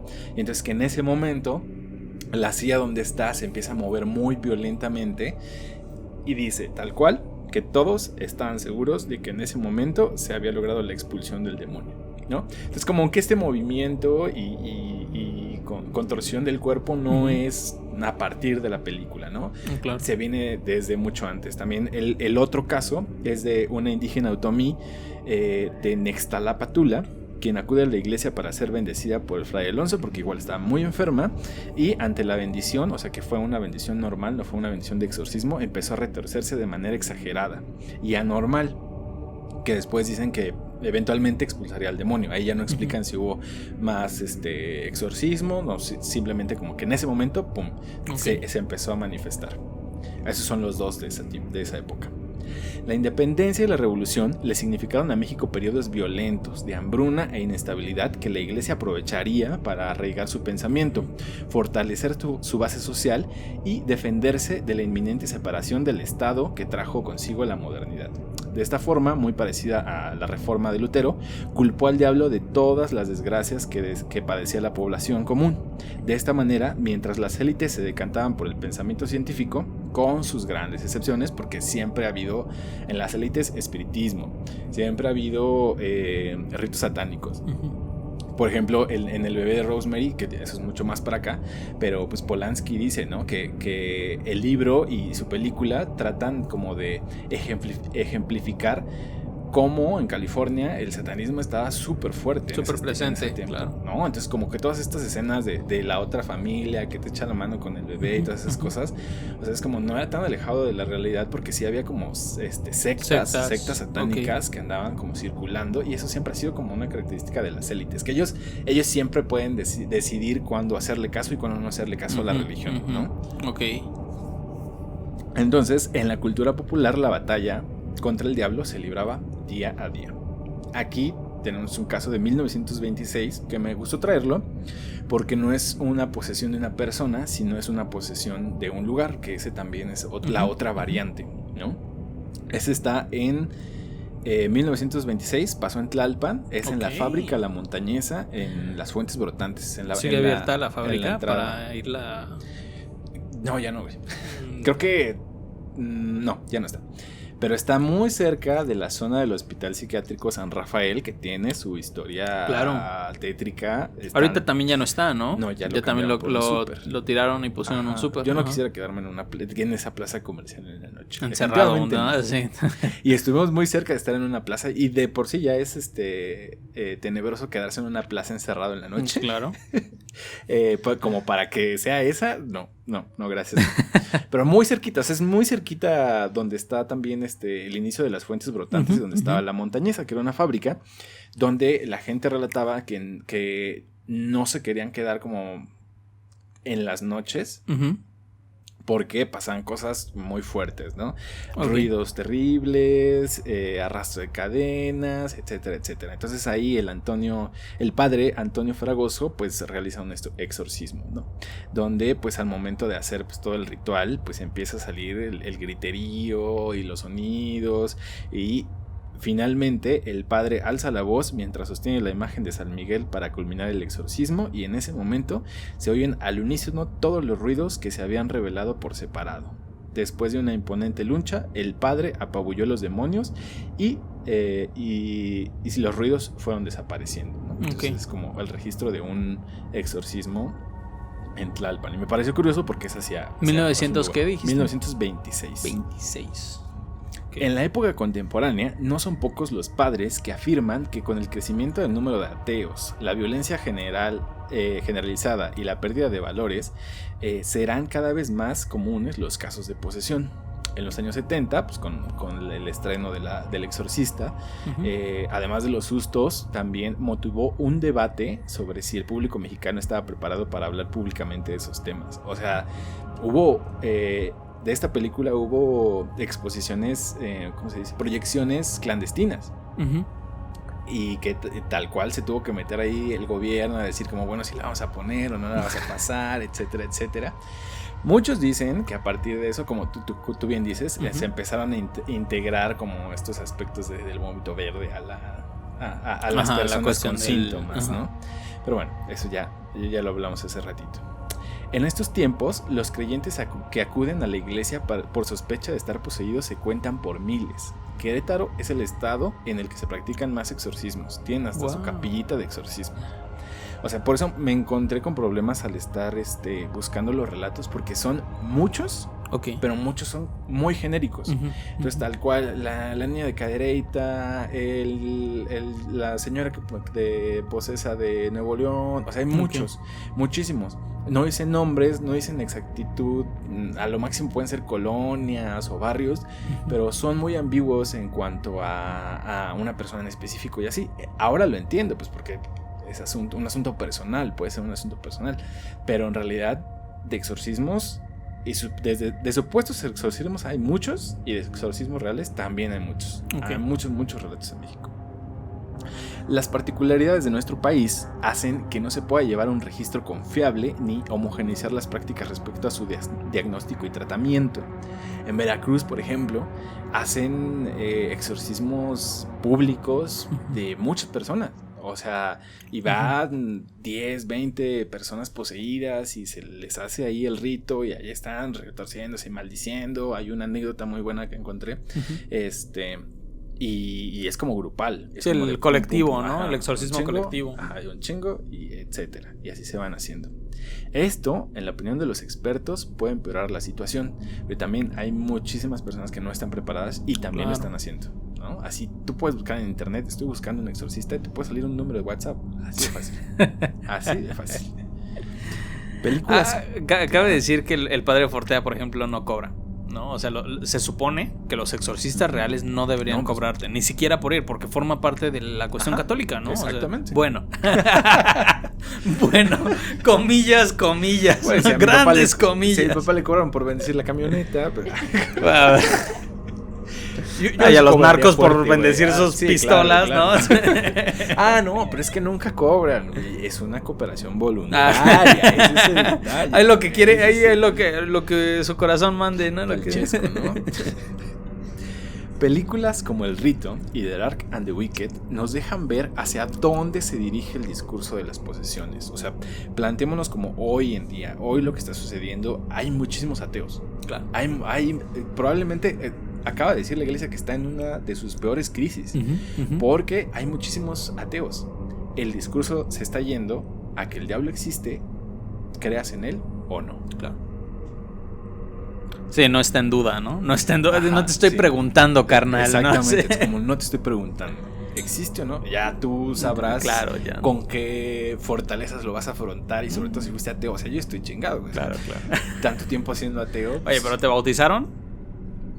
Sí, pero justo iba a ir ya tienes tus santos óleos, güey. Se te resbalan esas cosas según el padre Fortea. O justo hace como 2 meses estaba pensando como, ¿te puedes desbautizar? Digo, ese no es el término, güey.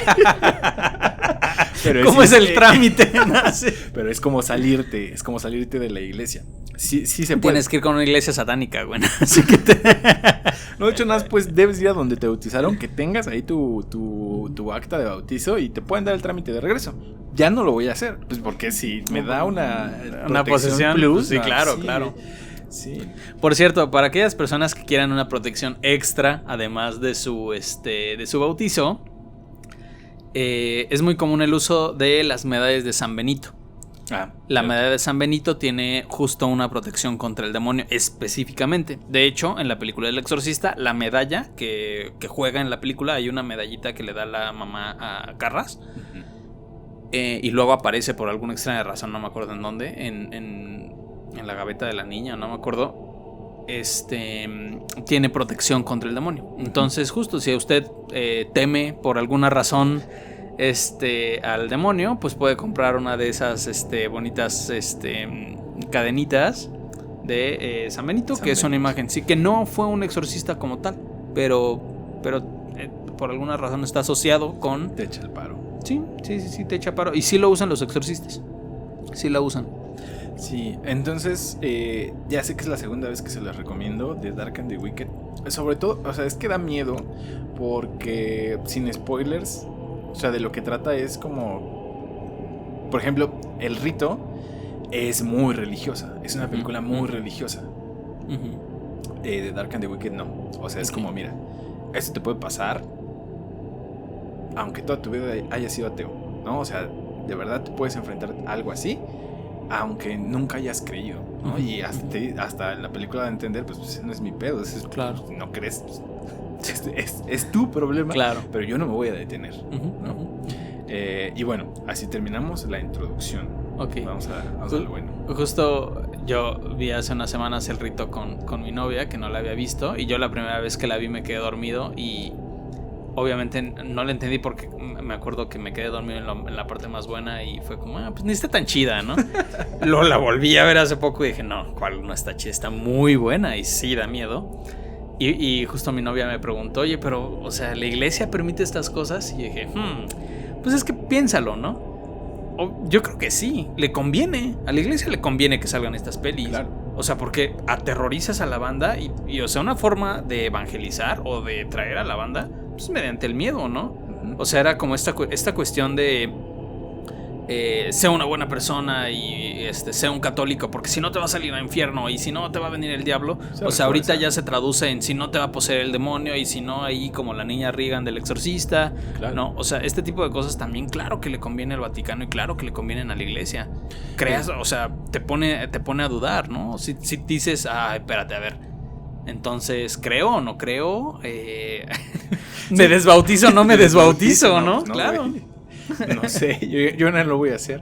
En uno de los exorcismos del padre Amont, que de hecho es el que saca El País, porque van unos periodistas con el padre a ver el exorcismo. Ok. El padre pues obviamente les dice como las advertencias previas y todo, uh-huh. Pero ya cuando se está enfrentando al demonio, le dice como, ya que sabe su nombre, le dice el nombre, le dice como, siéntete bien, porque esto va a hacer que crea mucha gente.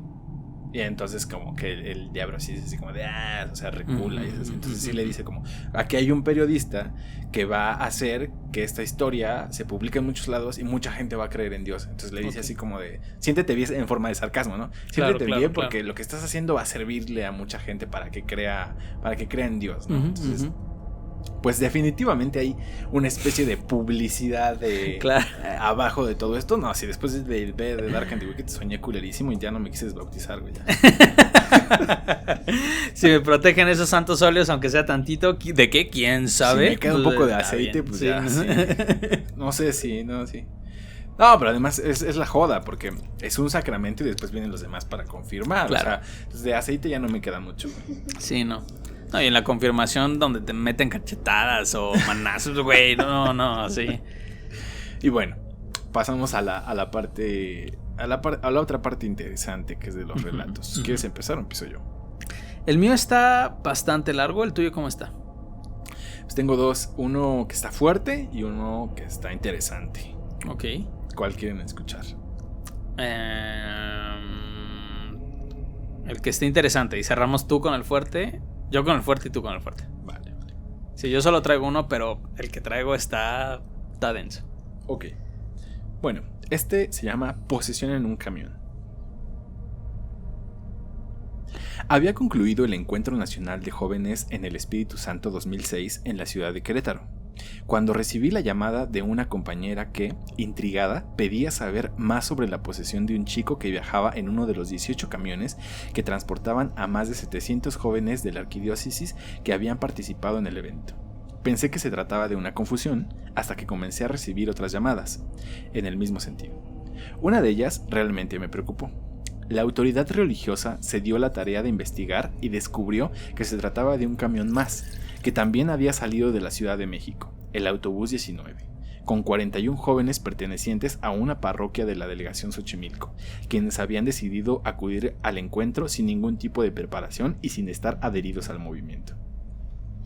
Explica María Elisa Vela que uno de los chicos que viajaba en este camión había tenido años atrás una fuerte experiencia con la Ouija y con cuestiones de brujería, situación que, con las oraciones y alabanzas y la efusión del Espíritu Santo, lo había logrado superarlas.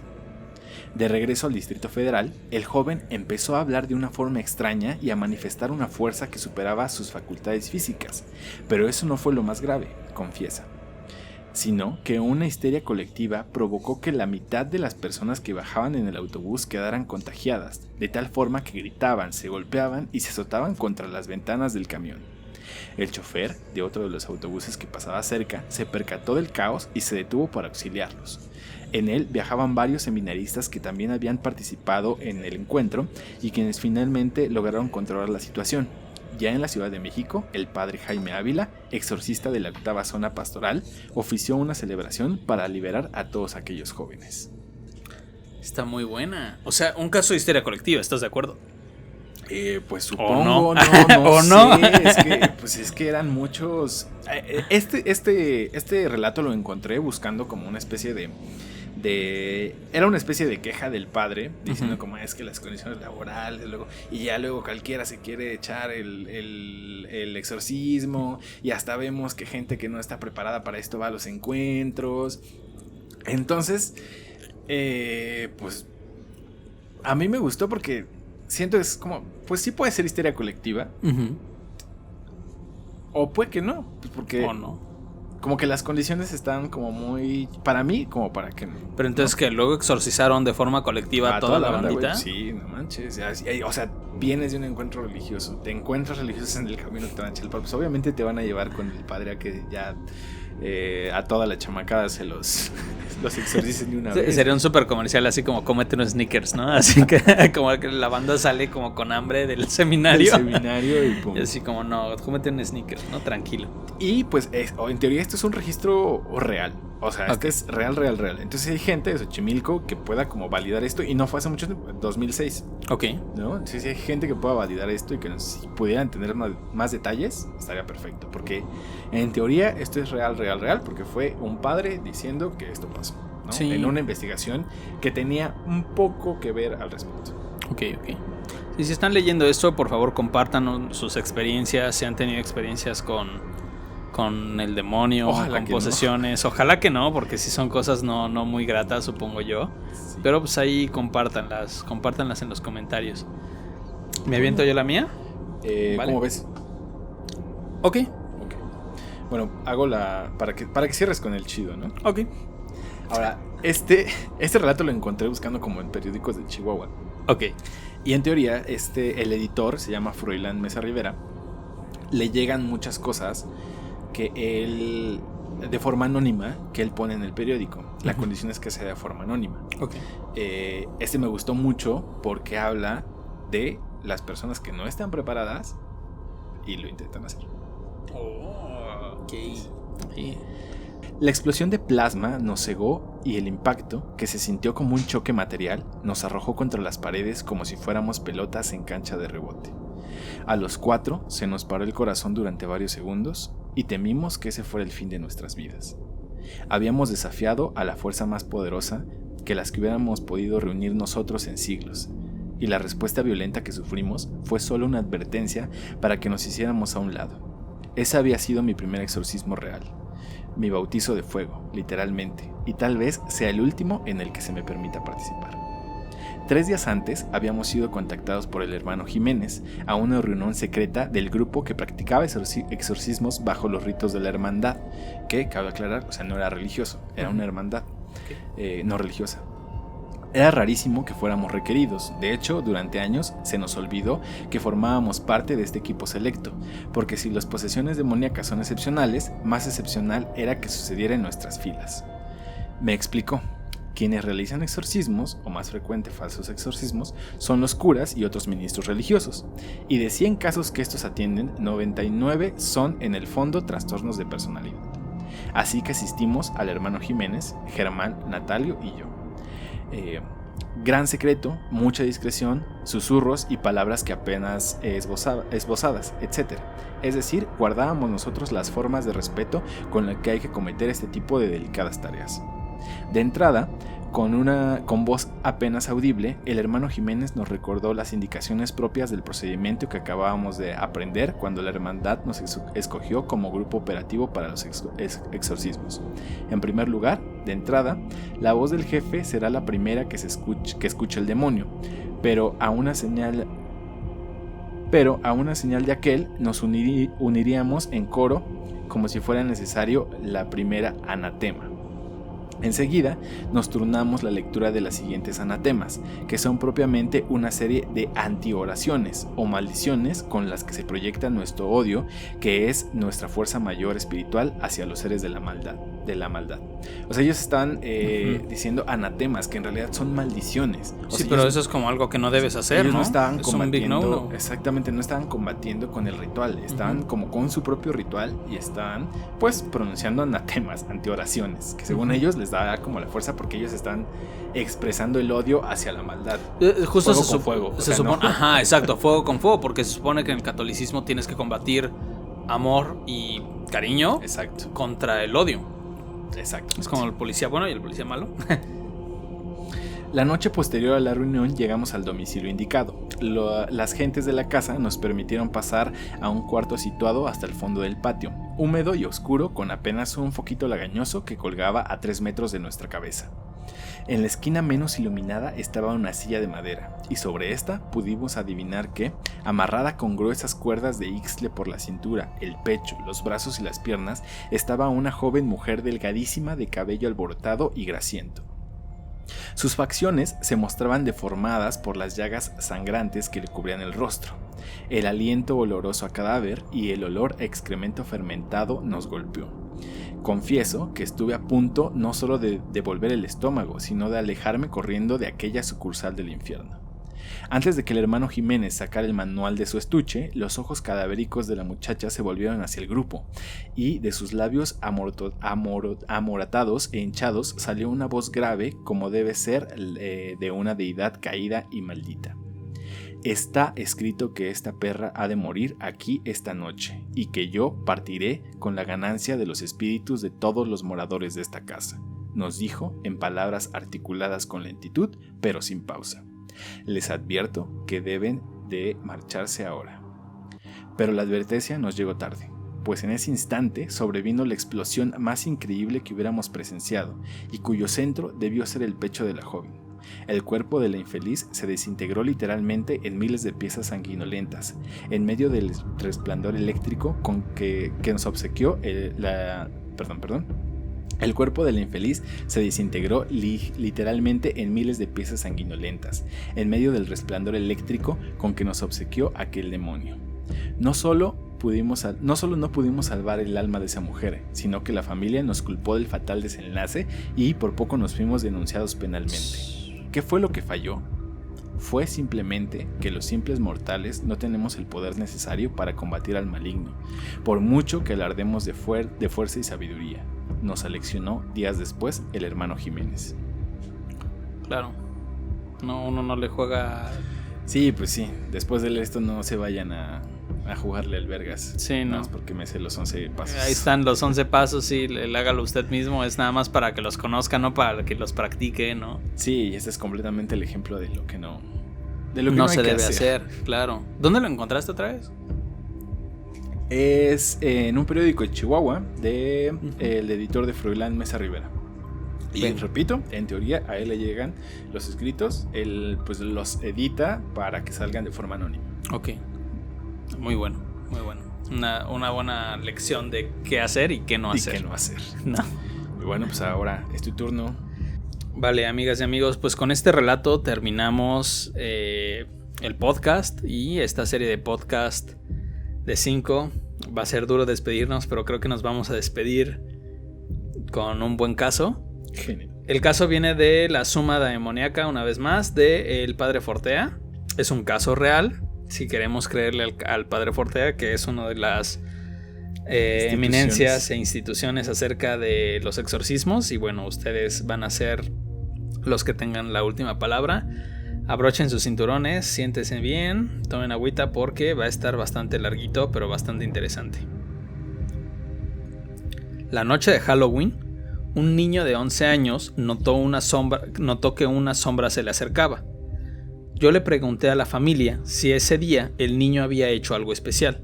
Se me dijo que ese día su hijo no había hecho nada de especial relevancia, salvo disfrazarse de calavera con un machete y con una bola de la que surgía sangre. Era un disfraz para la fiesta del colegio que desagradó a su madre por lo excesivamente sangriento que era, pero ya estaba comprado. Yo no vi claro que el disfraz tuviera relación con el hecho de que una presencia se le manifestara. Lo cierto es que una noche fue cuando se dio el primer síntoma de todos, la aparición de la primera figura humana. A los 2 o 3 días comenzaron para el niño las pesadillas, temblores y mucho miedo. Veía más figuras humanas por la casa, especialmente por un pasillo. De la habitación de su dormitorio a la cocina, había que llevarlo en brazos, tapada la cabeza con una manta, porque era tal el pánico que las figuras del pasillo le daban que se negaba a pasar por ahí, pues en un lugar concreto del pasillo veía personas que le querían agredir. Comenzaron las noches en las que a las 2 o 3 de la mañana no podía dormir el niño por el miedo terrible que le provocaban la visión de esos hombres.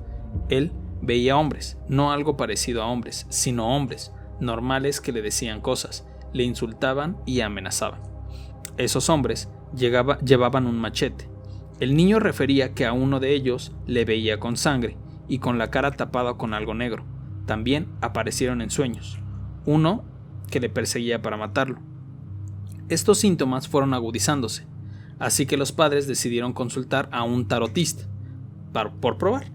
La señora dijo que ella podía solucionar el problema. Les cobró 300 euros. ¿Eso cuánto es como en pesos? 20 varos. Más de 20 varos. Son como 6,000 pesos. Más de 6,000 pesos. A su madre. Y le dijo a su padre que se marchara a casa, que ella esa noche a solas haría lo que tenía que hacer. El padre había ido a consultar solo sin llevar el niño. No se sabe qué hizo ese día aquella pitonisa, pero lo cierto es que ese mismo día por la noche fue cuando el niño queda poseso. El niño por primera vez ya no es que vea hombres a su alrededor, sino que un ser maligno habla a través del niño y lo mueve furioso por la casa, como si el demonio le hubiera entrado dentro. En los días siguientes comenzará un comportamiento que les va a acompañar durante 5 largos e inacatables meses. A veces el niño se autolesionaba con cristales o hierros. Desde que queda poseso, no podrá comer con él en la cocina, porque se dirigía hacia los cuchillos y los agarraba para tratar de matarse.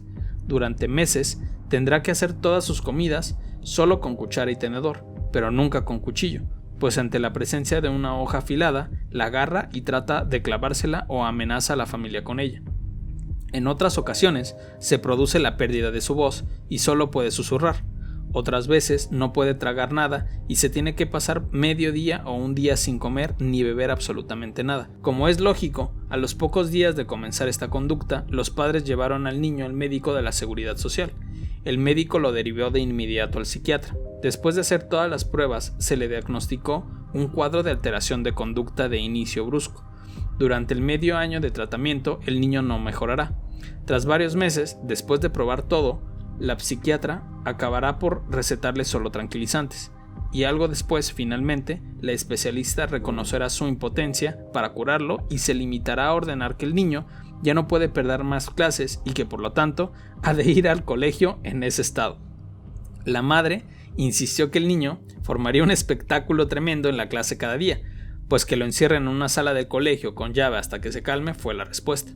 La madre intentó hacerle comprender que solo en una sala rompería algún cristal para clavárselo, pero la psiquiatra fue tajante.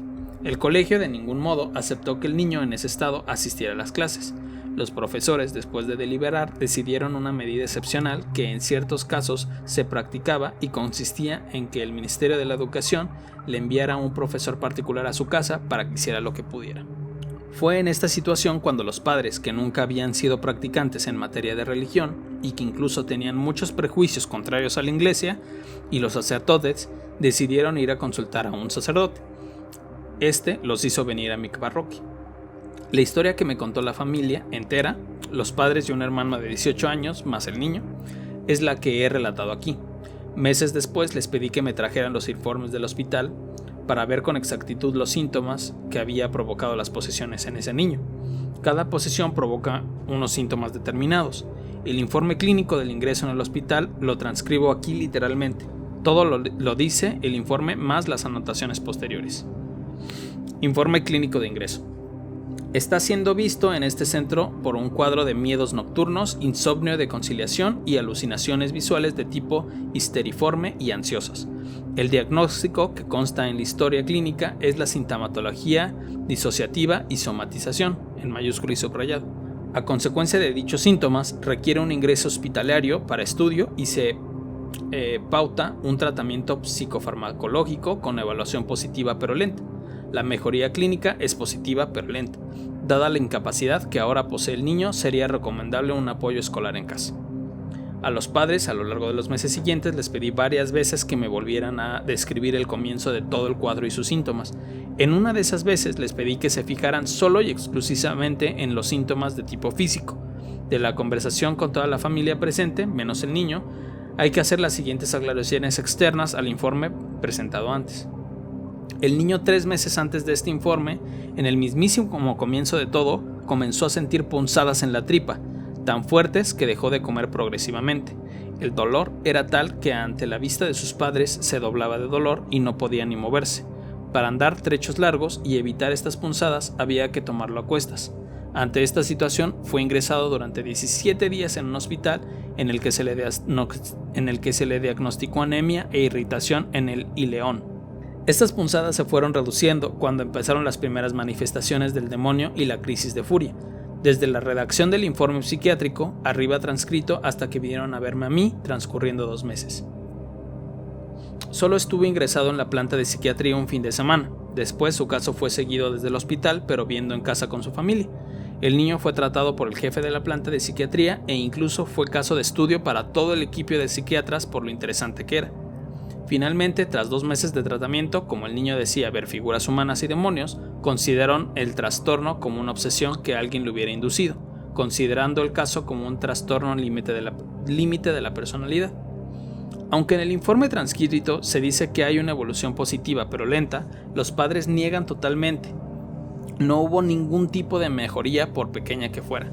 Desafortunadamente, el demonio que tenía dentro podría elegir los momentos para manifestarse y los momentos en que sabía que debía permanecer oculto. Eso es como lo que dicen, lo que yo encontré era como que para el demonio eres como un automóvil. Es solamente, tú tienes un coche, solamente lo ocupas cuando lo necesitas, no necesariamente tienes que estar ahí todo el tiempo. Y el demonio sabe más diablo por viejo, es más diablo el diablo que por viejo, ¿no? Y así nunca se produjeron ni una sola crisis, una de las diarias crisis en que la otra personalidad emergía cuando estaba el presente médico, o sea, enfrente de médicos nunca se presentó nada. Incluso cuando estaba ingresado en el hospital, si se producía una crisis de furia y llamaban a la enfermera para que avisara al psiquiatra, el niño volvía en sí antes de que llegara el médico. Y después la voz le decía que les iban a tomar por locos a ellos y no a él. Las crisis nunca las vio el médico, pero como yo comprobé, sí que fueron testigos de ellas los 2 padres y su hermano de 18 años. Como dijimos, ¿no? O sea, el diablo sabe elegir cuándo sí y cuándo no. Estos fueron los hechos que me remitieron acerca del caso cuando llegó por primera vez a mi parroquia. Aquella primera vez que vinieron a verme, cuando el coche de los padres aparcó delante de mi iglesia, el padre me preguntó que dónde llevaba al niño. Pues desde que habían aparcado delante del templo, el niño no podría andar, ni apenas hablar, salvo con un susurro. El padre cargó al niño sobre sus espaldas y lo bajó a la cripta donde hacíamos las oraciones. Una vez dentro de la capilla, el comportamiento de aquel niño cambió radicalmente. La voz era horrible, áspera y grosera, como de alguien adulto. Profería insultos soeces, me escupía continuamente, se reía de mis oraciones, repetía despectivamente que no servían para nada. La fuerza del niño en aquella primera sesión de oración era sorprendente. Su padre, un hombre muy fuerte, y su hermano de 18 años, muy aficionado a las artes marciales, tuvieron que emplearse a fondo para mantenerlo tumbado sobre la colchoneta, pero el niño se escurría inaceptablemente al desaliento. Rezamos por él 1 hora. Después les di a los padres los consejos habituales de las oraciones que debía aconsejar al niño que hicieran cada día. En la segunda sesión, el niño volvió a escupir a la imagen de la Virgen, el sagrario. Repetía gritando el nombre de Shambhala, como si fuera el nombre de un demonio que pudiera venir a ayudarle. El demonio que hablaba a través del niño siempre se mostraba despreciativo. Llevábamos rezando un buen rato por el pequeño poseso cuando sentí en mi interior que debía abrazar al niño. El niño solo manifestaba el odio, así que sentí de un modo muy profundo que el abrazo amoroso sería algo que desarmaría al odio. Los padres presentes me preguntaron incrédulos si estaba seguro de que yo quería que lo soltaran para darle un abrazo. Sí, así como, ¿seguro? La verdad es que interiormente tuve que resistir al miedo porque el niño pegaba todo tipo de golpes a los que le sujetaban y les agredía con una rabia y ferocidad increíbles. Acercarme a él sin que 2 personas le sujetaran suponía arriesgarme a que mis gafas salieran volando varios metros al primer puñetazo que me propinara. El niño era ciertamente muy peligroso, a que físicamente podía provocar daños muy serios, pero internamente sentía que había que hacer caso, así que le pedí internamente a San Miguel que fuera él el que me lo sujetara, que yo me concentraría en hacer un acto interno de caridad hacia esa persona atribulada. Aunque tuve que repetir varias veces la orden de que lo soltaran, al final obedecieron.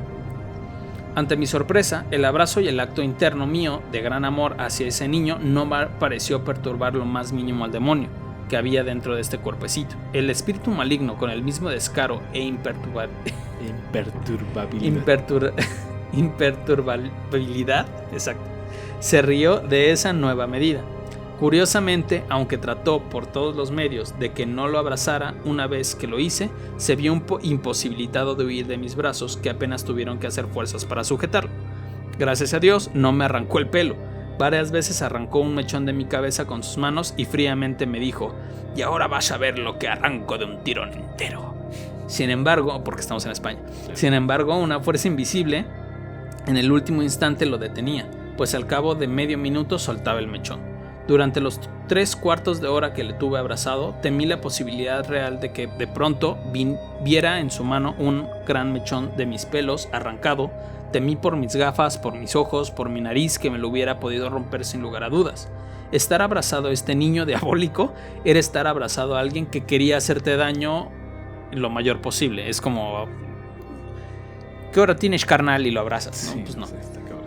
Y te tenía la mano y que quería demostrarlo de ser suficientemente controlado por 2 adultos fuertes. Sin embargo, por alguna razón tenía la seguridad de que en esa fase del exorcismo lo único que se podía hacer era eso: dar amor a través de ese abrazo, que es lo que decíamos en el pasado, ¿no? O sea, como no peleas fuego con fuego. Sí, exactamente. No. Por el mismo Dios que no permitió que me hiciera ninguna herida grave, permitió que me diera golpes con la palma de su mano sobre mi calva y sobre mi nuca. Los golpes eran fuertes, con toda su fuerza, y además, antes de dármelo, sádicamente, con detenimiento, sin ninguna prisa, señalaba con el índice el lugar donde me iba a pegar, y después, con voz burlona, me decía cosas del estilo: uy, qué pena, el daño que te voy a hacer, prepárate porque este sí que va a ser fuerte. Y acto seguido me golpeaba allí con todas sus fuerzas. Tú dime en dónde, ¿no? Después, o sea, que ahí te pega un niño, te pega un bebé, duele, ¿no? Después, burlonamente, me preguntaba: ¿te ha dolido? Como yo no contestaba a ninguna de sus preguntas, añadía: bueno, no importa, el siguiente va a ser peor. Y efectivamente, volvía a señalarme otro lugar de la calva o la nuca, y tras unos comentarios jocosos, descargaba la palma de su mano con todas sus fuerzas, que eran muchas. Aquello estuvo todo el tiempo al borde de mi resistencia, pero resistí, porque me di cuenta de que para liberar al niño no podía yo hacer nada mejor que ofrecer mi sufrimiento. Me venía el pensamiento de que si Jesús había no solo orado por liberarnos, sino que también había ofrecido al Padre sus pensamientos físicos, así también convenía que yo no solo orara, sino que ofreciera sufrimientos. Y así es como la culpa, ¿no? El estigma de la culpa católica. Por la otra mejilla. Exactamente. Y así yo estaba allí sufriendo por mano de ese demonio a través de ese cuerpo que dominaba, para liberar a ese mismo cuerpo de ese demonio. En un momento dado fue como si yo sintiera el amor de Dios hacia ese niño, y fue entonces cuando el poseso pudo por primera vez repetir frases de alabanza de Dios que le dije. Debo decir que las repitió tranquilo, sin odio. Era ese el fruto de ese tiempo de oración intensa unido a mi sufrimiento corporal. Los lazos del demonio sobre ese cuerpo se habían debilitado. Oh my gosh. Aunque ese debilitamiento solo se nos mostraba durante algunos momentos breves que apenas llegaban a 1 minuto. Algo más de 1 hora después del comienzo, dimos por terminada la sesión.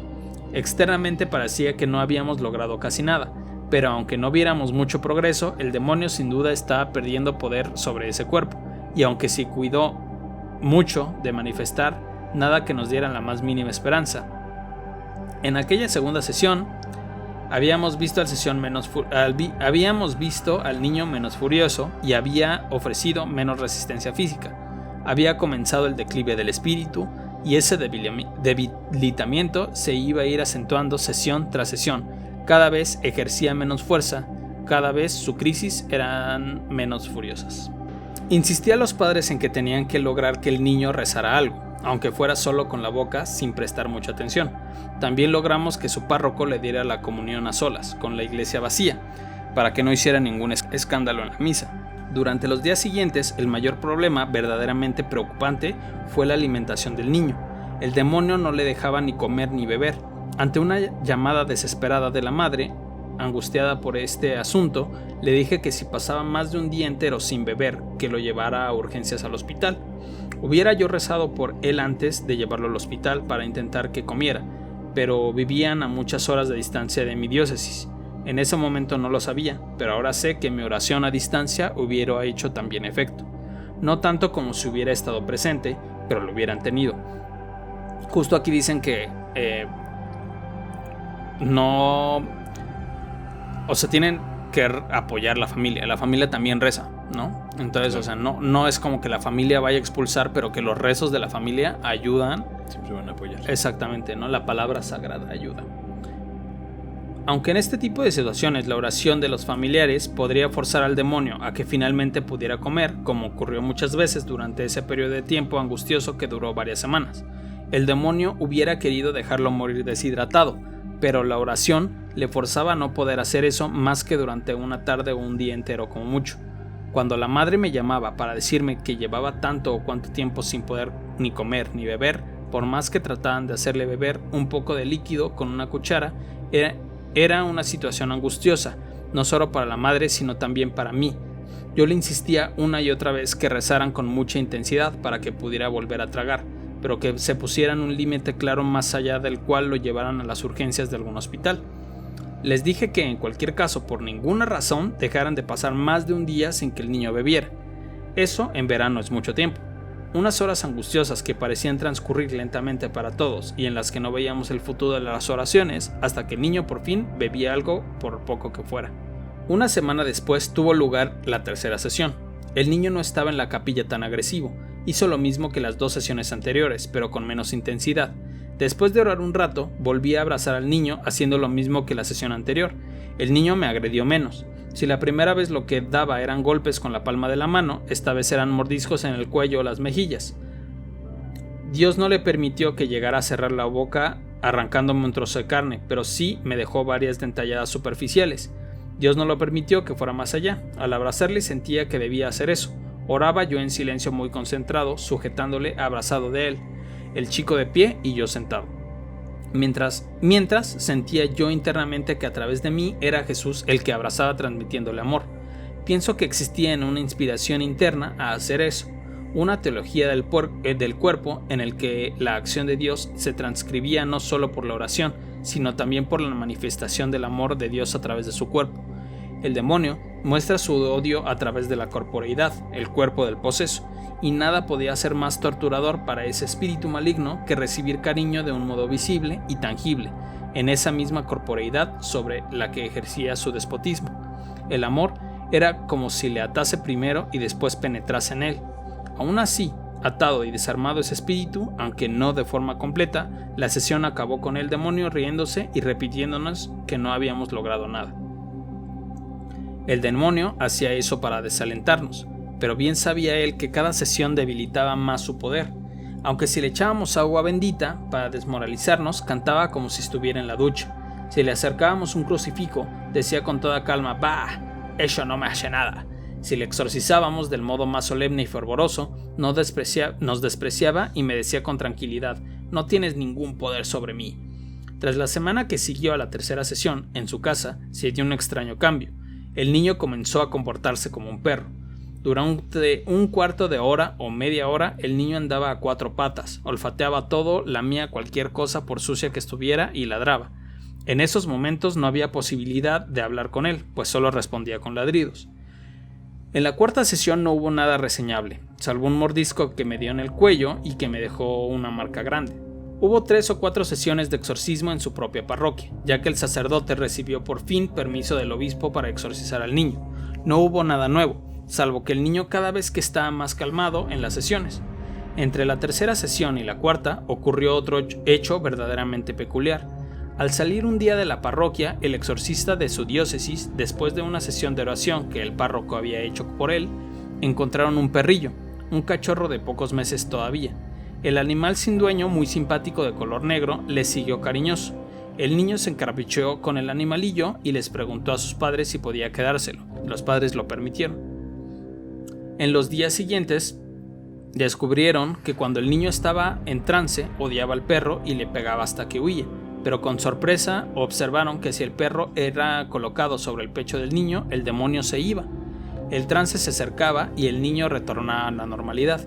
Este hecho era para mí algo inusitado, impensable y ante lo que no supe decir. Pero yo mismo comprobé que era así, que los padres no habían exagerado en lo más mínimo. En los peores momentos del exorcismo, si se le colocaba encima al perrillo, el niño volvía a ser él. Si bien el exorcismo en el trance se reiniciaba en medio de minuto o minuto y medio, el perro era de una dulzura sorprendente. No huía del niño a pesar de que durante sus crisis le pegara. Se dejaba mover por un extraño como yo, con una docilidad extraña. Del mismo modo que en la Biblia aparece como Tobías le acompañó durante un viaje el ángel en una forma humana. Y por lo tanto, comiendo y bebiendo, llegué a tener certeza de que Dios había enviado ese perro para ayudar al pobre niño que durante tantos meses llevaba sufriendo todo tipo de opresiones diabólicas. Durante las últimas semanas de la posesión, el niño comía ya cada día, pero lo hacía en un estado aletardado de conciencia, hablando con otra voz y comiendo con las manos como un verdadero salvaje, o mejor dicho, como una bestia. El niño se hallaba en continuo estado anormal. Se comportaba como si fuera una persona maligna y de más edad. El verdadero yo del niño debía estar inconsciente, como alguien dormido o en coma, pues después, cuando fue liberado, no recordaba nada. Lo curioso es que el niño ya no tenía momentos en el que el espíritu se manifestase y momentos de normalidad, sino que el espíritu hablaba y se manifestaba a través del niño durante todo el día. O sea, ya estaba todo el tiempo poseído. Día tras día, por varias semanas, comprobaron con terror cómo la personalidad del niño había quedado sustituida por el yo de otra persona de más edad. El niño durante semanas habló con otra voz, comió con avidez y mostrando unos pésimos modales en la mesa. La liberación tuvo lugar unos 4 meses después de iniciada la primera sesión. Nada, absolutamente nada, nos hacía suponer que esa sesión iba a ser la definitiva. El niño, su familia y el exorcista de su diócesis estaban en mi parroquia. Ese día íbamos a rezar por una chica posesa de unos 30 años, o sea, otra chica con otra posesión. La chica llevaba viniendo a mi parroquia durante varios meses y ella se comportaba fuera de los exorcismos de forma normal, de manera que la chica y la familia del niño hablaron en las escaleras de la entrada a la iglesia durante un rato. Los padres estaban interesados por conocer otro caso con un problema de posesión como el de su hijo, y lo mismo sucedía en la chica, que tenía interés por conocer detalles de alguien que estaba pasando por el mismo calvario. Se trataba de una curiosidad lógica, así que les dejé hablar por el tiempo que ellos quisieron. Horas después, los padres estaban comentando entre ellos que se iba a exorcizar esa chica aquella tarde, cuando fueron escuchados por su hijo, el cual dijo con convicción que él podía ayudar en ese otro caso. O sea, el niño dijo que iba a ayudar a exorcizar a la chava. ¿Cómo dices?, le preguntó su padre. Que yo puedo ayudar a esa chica, repitió sin dudarlo. La seguridad del hijo sorprendió al padre. Nunca antes le había hablado de esa manera, ni había manifestado ningún interés por esos temas. El padre me comentó lo que había pasado y me preguntó si quería que el niño orase por la chica durante el exorcismo. No hace falta decir que me quedé boquiabierto ante esta inesperada petición. Era lo único que me podía imaginar que sucediese. Nunca pensé que toda mi vida me encontrase con una situación tan intrincada como la que se me estaba ofreciendo. Pero no tuve que meditar mucho la respuesta. Miré, le dije, y yo no le pido que su hijo asista al exorcismo, pero si usted quiere que asista, yo no lo voy a impedir. Pero que quede claro que yo no se lo estoy pidiendo. Okay. Así que cuando comenzó el exorcismo, el niño estaba allí sentado en un banco a 2 metros de una posesa furiosa, tumbada en una colchoneta. Había habido personas adultas que habían pasado noches sin dormir, impresionadas por lo que habían visto en los exorcismos. No es para menos. Si alguna vez me hubieran preguntado qué me parecía permitir la asistencia de un niño a un acto así, hubiera contestado con una temeridad inexcusable. Pero por alguna razón también yo estaba tranquilo, como si supiera que no tenía que preocuparme y que me iba a suceder algo que estaba en los planes de Dios. Y efectivamente, nada más comenzar el exorcismo, y a pesar de la manifestación furiosa del demonio a través de la posesa, el niño poseso se movió por la capilla con toda tranquilidad, pidiendo que le dejaran poner sus manos sobre el cuerpo de la posesa, dirigiéndose al demonio, ordenándole que saliera, recordándole que no tenía ningún poder y que reconociera la majestad de Dios. Fue todo un espectáculo ver a un niño tierno exorcizar a la posesa furiosa como si lo hubiera hecho toda la vida. Además, el niño sabía exactamente qué tenía que hacer. Aún así, el exorcismo se prolongó durante más de 2 horas, con un calor espantoso. Al cabo de media hora, todos estábamos completamente empapados de sudor desde la cabeza hasta los pies, pero después de 2 horas, la chica comenzó a agitarse tremendamente, y con un gran grito, el demonio salió. El niño, brevísimos minutos después, igualmente comenzó a agitarse y quedó liberado. Es difícil olvidar la maravillosa escena nocturna de un padre saliendo de una iglesia con sus 2 hijos, el de 18 años y el del niño liberado, y diciéndole a su mujer: nuestro hijo ha sido liberado. Apenas pudo pronunciar esas palabras, pues emocionado comenzó a llorar. Los padres se abrazaron, lloraron, los hijos se unieron a los padres, la pesadilla había acabado. El proceso del exorcismo no solo había salvado la vida física y mental de su hijo, sino que la familia, muy poco religiosa, hasta que comenzó el proceso de liberación, había cambiado totalmente, y a partir de entonces comenzaron una vida de verdaderos creyentes de Cristo. Dado que he sido testigo de todos los hechos que aquí se cuentan, debo hacer una precisión. Después de 2 horas de oración, estaba cansado y me había marchado a cenar solo, a una habitación que tenía en la torre de la iglesia, de forma que no fui testigo de esta liberación. Después de meses orando tanto por el niño como por la chica, no vi la liberación de los dos. Qué mal por ese güey. Spoilen el pedo, ¿no? Sí. Hago esta matización a la historia, al menos fue honesto. Hago esta matización de la historia, pues de todas las sesiones de oración he sido testigo directo. Lamentablemente, de las 2 horas y media que duró la sesión, no tuve presente justo en el momento en la liberación, pero había allí 12 testigos que me refirieron la escena. Llegué cuando estaban dando gracias a Dios. El niño volvió a la más completa normalidad, si bien en este como en otros casos hubo todavía que rezar por él unas cuantas veces más en su parroquia, pues algunos posesos, una vez liberados, experimentan cómo el demonio, una vez que sale, trata de entrar de nuevo durante algunas semanas. Y así algunas personas liberadas sufren durante el mes siguiente pequeñas posesiones que se acaban con breves sesiones de 10 o 15 minutos. Estas posesiones son cada vez más breves, cada vez menos intensas, hasta que no se vuelven a producir. Yo las denomino posesiones eco, pues son como un eco de la gran posesión inicial. Pues qué fuerte. Qué fuerte. Una Pero nada más puedo experiencia decir, larga. Pues qué hermosos son los perros. Siempre. Pues sí, ¿no? O sea, al final de cuentas fue el perro el que le tiró el paro, ¿no? Sí lo menciona por ahí, ¿no? Que dice él que piensa que el perro fue puesto en el camino del niño por Dios, ¿no? De alguna forma de ayudarle. Así como, a ver, no estás rifando, no. Siempre tengan no lo estás logrando. Siempre tengan a un perrito de su lado. Hay un aliado ahí. Siempre. ¿Y los gatos son del demonio? De su lado. Pues más que del demonio es como de, güey, es tu pedo, güey. No me metas. A mí me vale, ¿no? A mí me vale. Y ese güey, si me ofrece algo chido, pues ahí vamos. Pues también, ¿no? Pues, puedo cambiar, soy fluctuante, ¿no? Pero también hay perros demoníacos, ¿no? Hay los perros de los ojos rojos, ¿no? Ah, sí, pero tú sabes que no es un perro, güey. Porque los perros tienen la forma de comportarse y siempre te van a estar protegiendo. O sea, al final es de las cosas que rescató. O sea, estuvo muy cabrón todo el relato. En realidad, estuvo muy cabrón todo el relato. Completamente. Les vamos a dejar la fuente donde vienen otros 3 casos más. Tal vez hubiera elegido uno un poquito más corto, pero quería cerrar con broche de oro. Les vamos a dejar el libro completo del Padre Fortea para que lo puedan leer. Está muy interesante. Se espanten. Con esto cerramos nuestra sesión de 5 podcasts. Y con esto terminamos, amigas y amigos. De verdad, espero que lo hayan escuchado antes de irse a la fiesta. Ya es viernes, nada, nos queda el sábado y el domingo. Por fin es Halloween. Pues no me queda más que decirles que la pasé muy bien. Fue bastante interesante. Aprendimos muchas cosas. Espero que se hayan espantado. Sí, eso es lo que yo espero más que nada. Nosotros cuando buscamos, ¿no? Sí, no. Que ya no les dije qué es lo que me pasó durante la investigación de este podcast. Es más a la estupidez humana, pero la primera vez que estaba haciendo mi investigación tenía mi diccionario del ocultismo, que es un diccionario muy choncho, muy grande. Me imagino.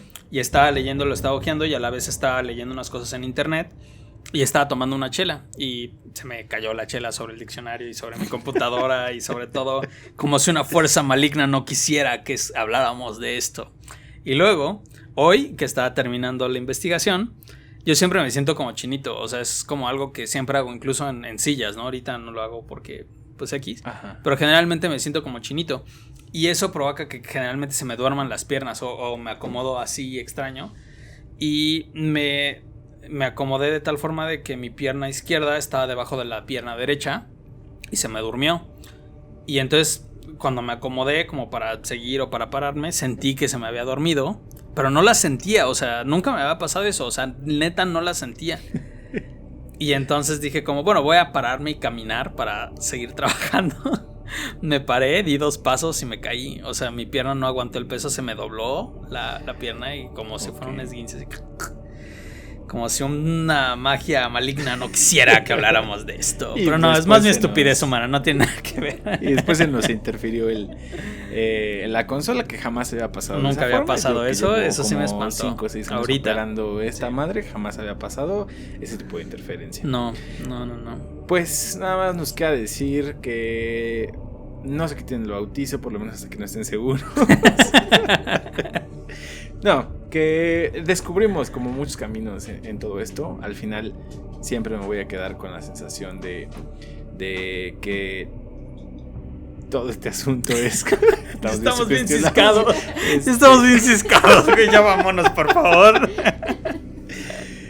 Al final me quedo como que es un gran, no sé, una playa de información y terminamos como cerrando un puño de arena con toda la información que hay. Sí, elegimos como las historias que más nos llegaron también, que sentimos que iban a conectar con ustedes, como conectaron con nosotros. Exactamente. O nos dieron miedo. Y pues ya, sin más, para cerrar, esperamos que de verdad tengan un feliz Halloween. Les recordamos que está la transmisión especial de todas las caricaturas que marcaron a los millennials, ahí van a estar. Ahí también hubo una curaduría bastante buena. La película es sorpresa, la última va a ser una película sorpresa. Escuchen los de Mad Podcast y pues bueno, no me queda más decir que disfruten mucho y espero que ustedes disfruten mucho el Halloween. Pásensela muy bien, pásensela con gente que quieren. Recuerden, todavía no es momento de salir a las fiestas multitudinarias, ¿no? Pero pues acérquense con la gente que quieren, pásenla muy chido y espero que se espanten como nosotros nos espantamos, de verdad. Completamente. Se despide de ustedes Luis Ferrusco Valdemar y Jair Vivo. Nos veremos en otro tiempo bajo circunstancias distintas. Y ya nos vemos el próximo viernes. Nos vemos en un año. Hasta luego.